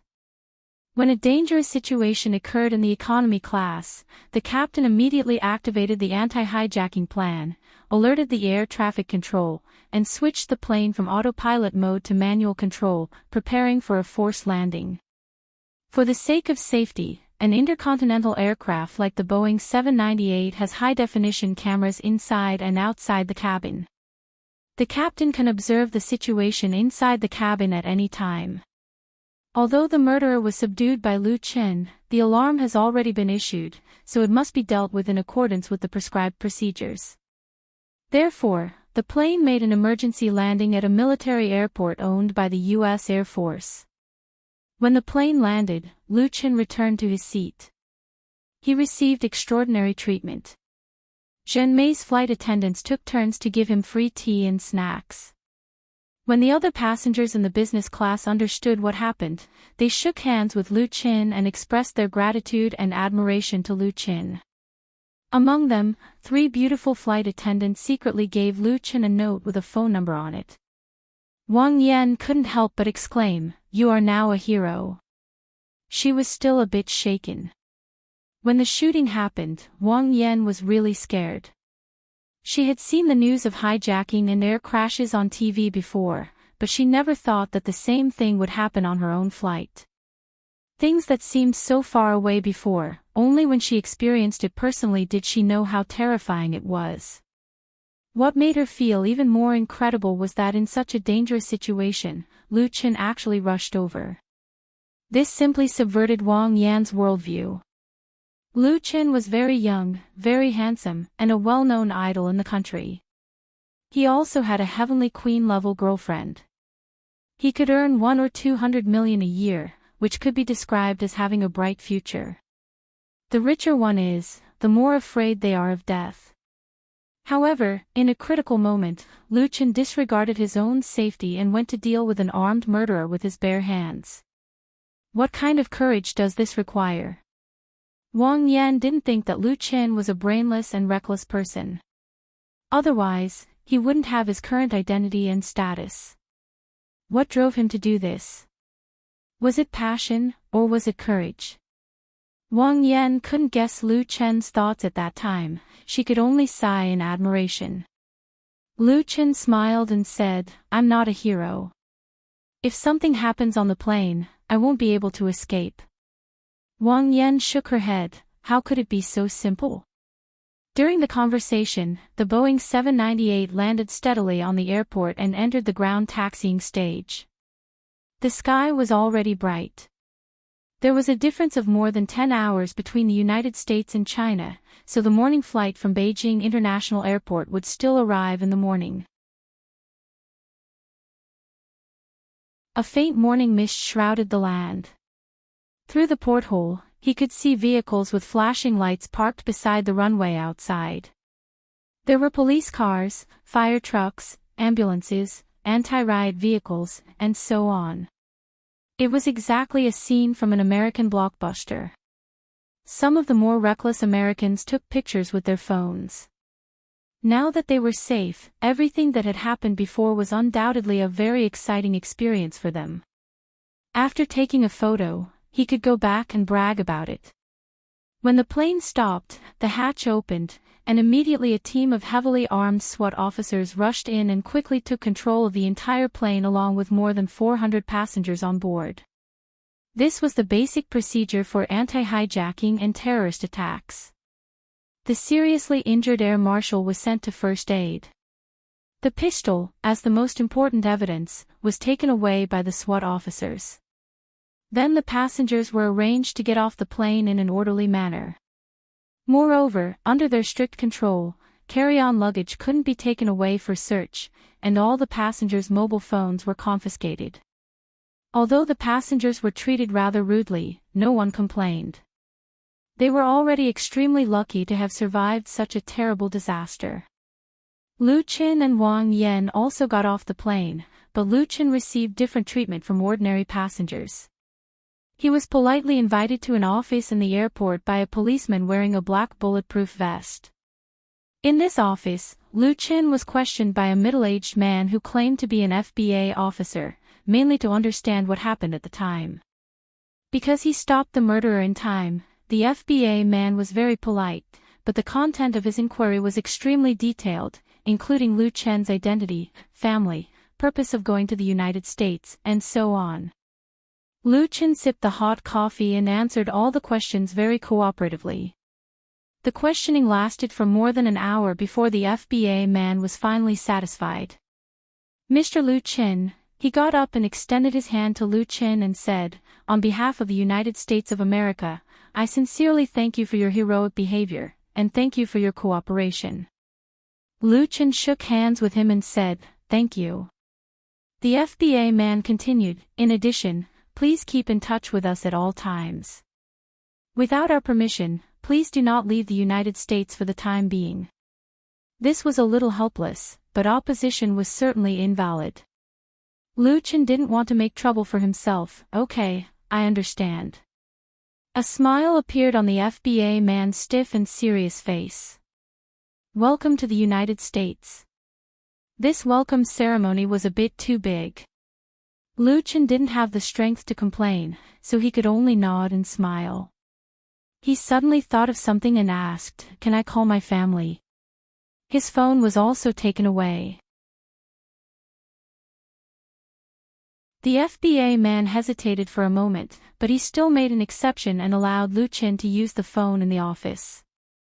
Lu Chen first called Qin Fei. Of course, Qin Fei didn't know what had happened on the UD 725 flight. She thought that Lu Chen had already arrived in New York, and wondered why Lu Chen didn't use his own phone to make the call. Considering that Qin Fei would know the truth sooner or later, Lu Chen didn't hide it and told her everything. After listening to it, Qin Fei was stunned for a long time, then she sobbed and said that she wanted to fly over immediately to accompany him. She almost lost Lu Chen. Lu Chen could only comfort her, saying that he was fine. After a long time, he finally calmed his girlfriend down. Then Lu Chen told Lu Shi that he was safe and told his sister to tell his mother that before the news came out, the company should keep quiet for the time being. As a result, Lu Shi also said that she wanted to fly to the United States. Lu Chen could only comfort her again. His international long-distance call lasted for nearly an hour. After that, Lu Chen and Wang Yan were able to meet again and get their luggage. But their phones could only be returned in New York. Jinmei Airlines sent 2 new planes to transport the stranded passengers to New York. The original Boeing 798 had to go through a strict safety inspection before it could fly again. After such a torment, when Lu Chen arrived in New York, it was already noon in the United States. The news of the UD-725 flight accident had already exploded in the media.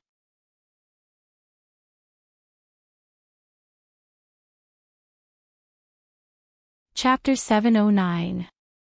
The United States was undoubtedly the most powerful country in the world. Its economic and military strength was the best in the world. However, since the end of World War II, Uncle Sam, whose national power had been expanding, had become more and more fond of playing the role of the world's policeman, which had attracted too much hatred for them. Since the beginning of the 21st century, with the increasing complexity of the international situation, the domestic security situation of the United States had been severely challenged. Several sensational terrorist attacks made the American people feel pain in their bones. On July 15, 2012, a flight from San Francisco to New York was hijacked and crashed in Missouri. All 257 passengers and 12 crew members on board were killed, shocking the entire world. On December 24, 2014, on Christmas Eve, a Boeing 737 from Houston to Los Angeles exploded and made an emergency landing. 105 passengers were killed, and 27 passengers were seriously injured. This once again stung the hearts of the Americans. After an investigation, it was found that someone had planted a timed plastic bomb on the plane. The bloody lessons made the Americans extremely sensitive to aviation safety.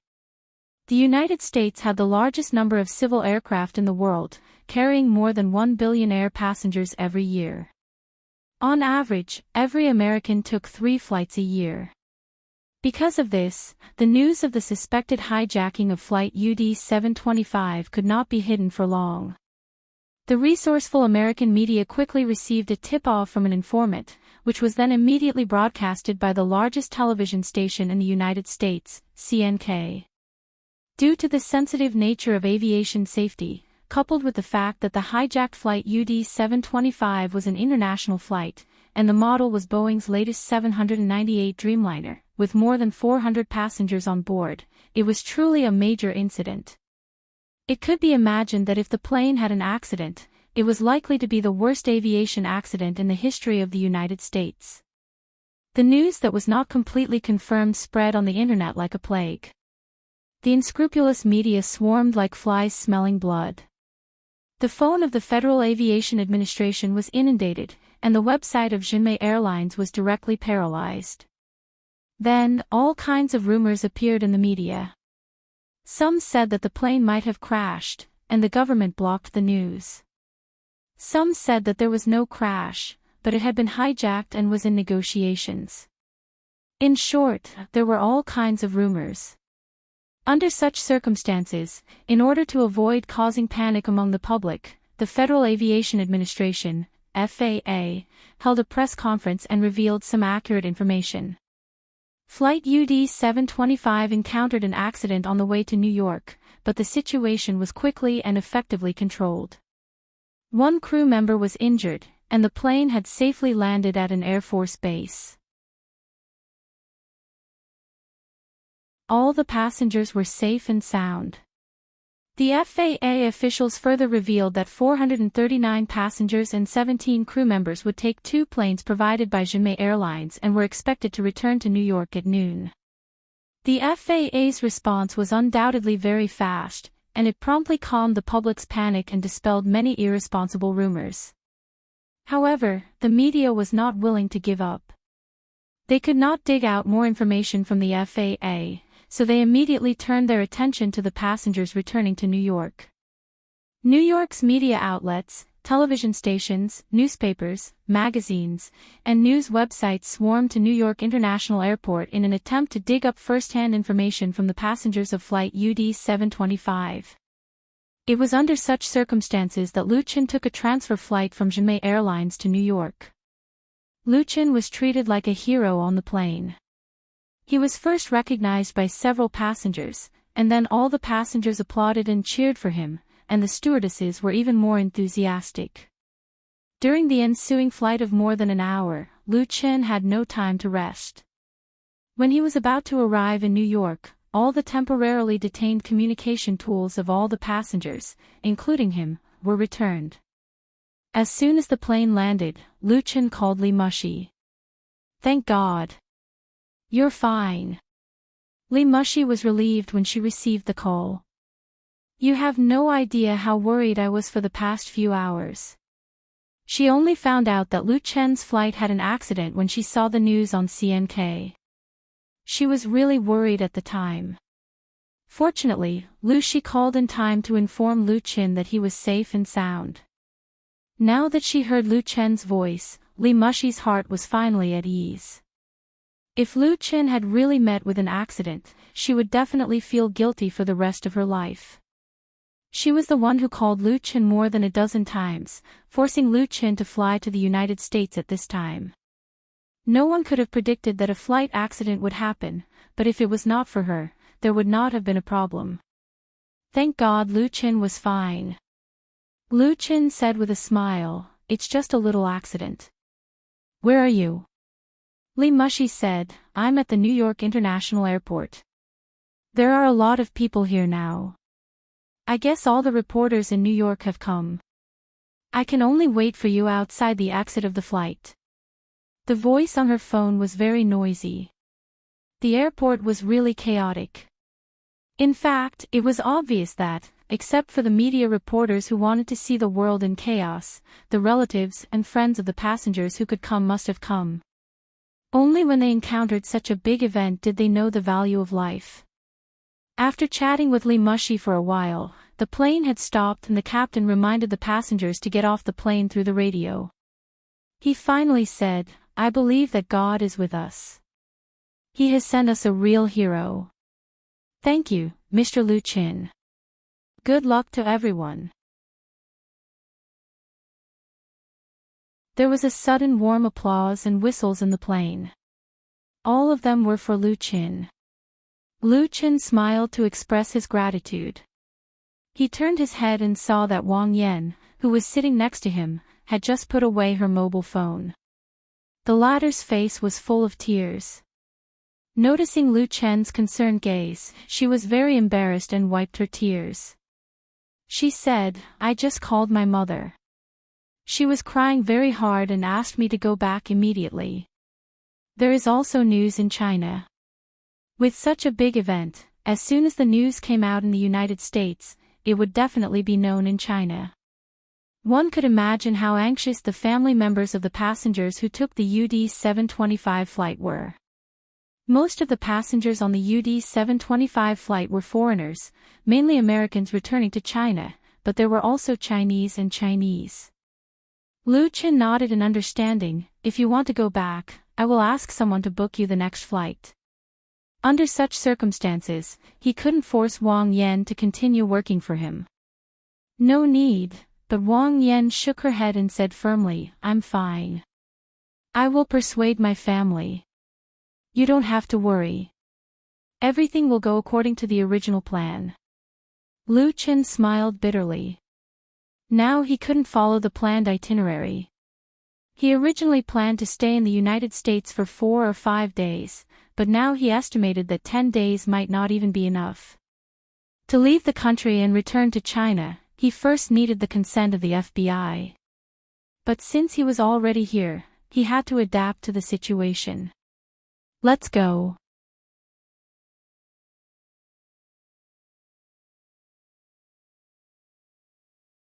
Chapter 710. Outside the exit of the B3 passenger passage at New York International Airport, there was already a sea of people. Many reporters carrying long and short cameras were mixed in the crowd, and there were also TV reporters broadcasting live, making the entire hall seem chaotic. Most of them were people who were anxiously waiting for the safe return of their relatives and friends. They included the elderly, children, and pregnant women with big bellies. Some were holding signs with their names written on them, and some were holding flowers. A large number of security personnel were arranged at the airport to maintain order, and there were also heavily armed police officers at the scene. When the first batch of passengers of flight UD 725 walked out of the passage, the crowd outside suddenly burst into loud cheers and shouts. The reporters desperately squeezed through the crowd, and the clicking sound of camera shutters accompanied by the flashes of lights could be heard one after another.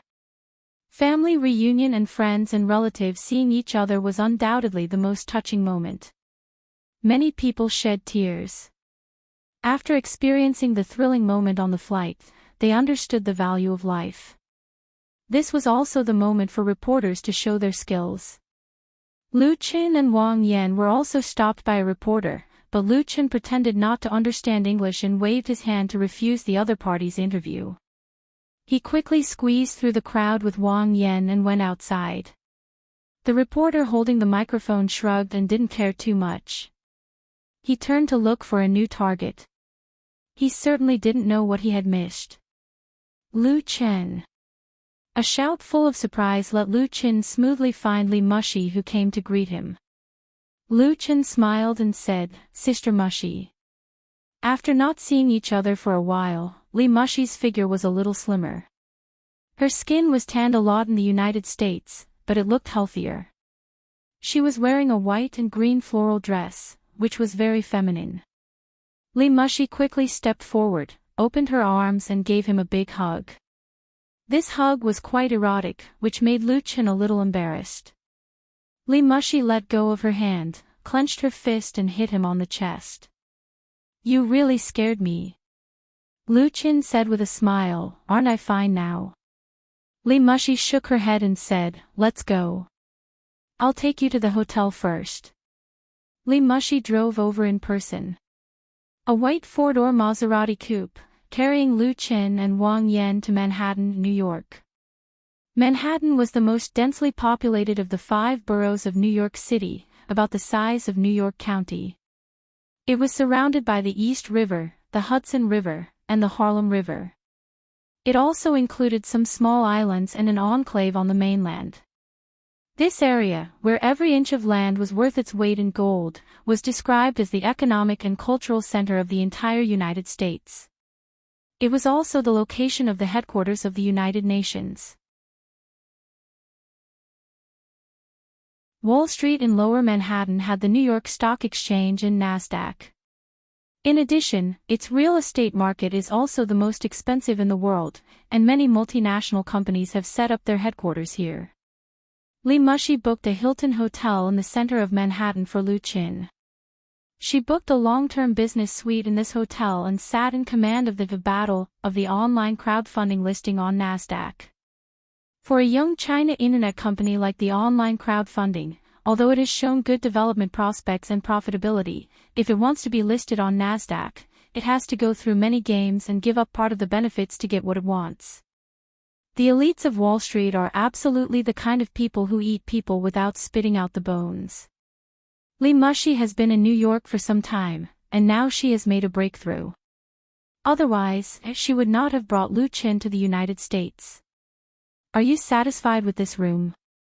After entering the door, Li Mushi said, "If you are not satisfied, we can change it." Lu Qin said with a smile, "What's not satisfied? It's already very good here." "Sorry to trouble you, Sister Mushi." Lu Qin used to live in a 10-square-meter basement for a year or two. Now he lives in a 5-star hotel in Manhattan. What can he be dissatisfied with? He doesn't have that kind of celebrity disease. "What trouble?" Li Mushi waved her hand and said, "You rest first and get rid of the jet lag. I'll invite you to dinner in the evening." Lu Qin didn't treat her as an outsider. "Okay." Li Mushi nodded. She suddenly hugged Lu Qin and kissed Lu Qin on the face. Lu Qin was stunned. Li Mushi giggled and said, "Don't think too much. I just want to kiss you. I find you very cute." After that, she turned and left, closing the door. Lu Qin touched his face, not knowing whether to laugh or cry. He took out his cell phone and called Qin Fei first. After telling his lover and family that he was safe again, he went to the bathroom to take a good bath, then lay down on the bed in the bedroom and soon fell asleep. At the same time that Lu Qin fell asleep, the news and online media circles in the United States could be described as turbulent. After the Federal Aviation Administration, FAA, held a press conference on Flight UD 725, the sensitivity of related news had dropped to a lower level. After all, there was no terrorist attack or plane crash. Only one crew member was injured, and all the passengers returned safely. No matter how big the incident was, it was very limited. However, the media reporters, through on-site interviews at the airport, learned that there was a shooting incident on the flight. The real situation was not as simple as it seemed. What interested the reporters the most was the hero that every passenger was talking about. The hero who stood up and stopped the murderer at the critical moment, and it was a Chinese man. Many details of the incident were exposed, and the public finally knew how dangerous the situation was. An irrational madman robbed the air marshal's pistol, injured the air marshal, and threatened the passengers to open the safety door. If it weren't for this hero who acted in time, the consequences would have been unimaginable. Unfortunately, all the passengers could not provide photos or video information. Their mobile phones and cameras were confiscated by the FBI. Even if they were bold enough to take some photos at the time, they were all cleaned up. Everyone was in a different position, so the details were different, and some were even contradictory. For the media, only the narratives of the people involved were obviously lacking enough authenticity and intuition. Who was this hero? What did he look like? How did he stop the murderer at the time? It was difficult to clearly describe. There was also the murderer. Of course, the FAA and the FBI definitely had the most detailed information, but it was basically impossible to get photos and videos from these two. Just as the media reporters were at their wits' end, hoping to dig out more truth, the largest social media network in the United States, Audiobooks, actually posted a secretly recorded video of the incident of Flight UD 725. This 3-minute video instantly shocked the entire internet, and at the same time, it was like a treasure to the media. You're tuning into the LoveLore Library YouTube channel. We're so grateful for your support, and don't forget to subscribe to join us on this incredible journey through captivating stories. Your generosity through donations truly makes a world of difference, as it's the primary source of revenue that allows me to expand and enhance this channel for you. Thank you from the bottom of my heart for being a part of this adventure.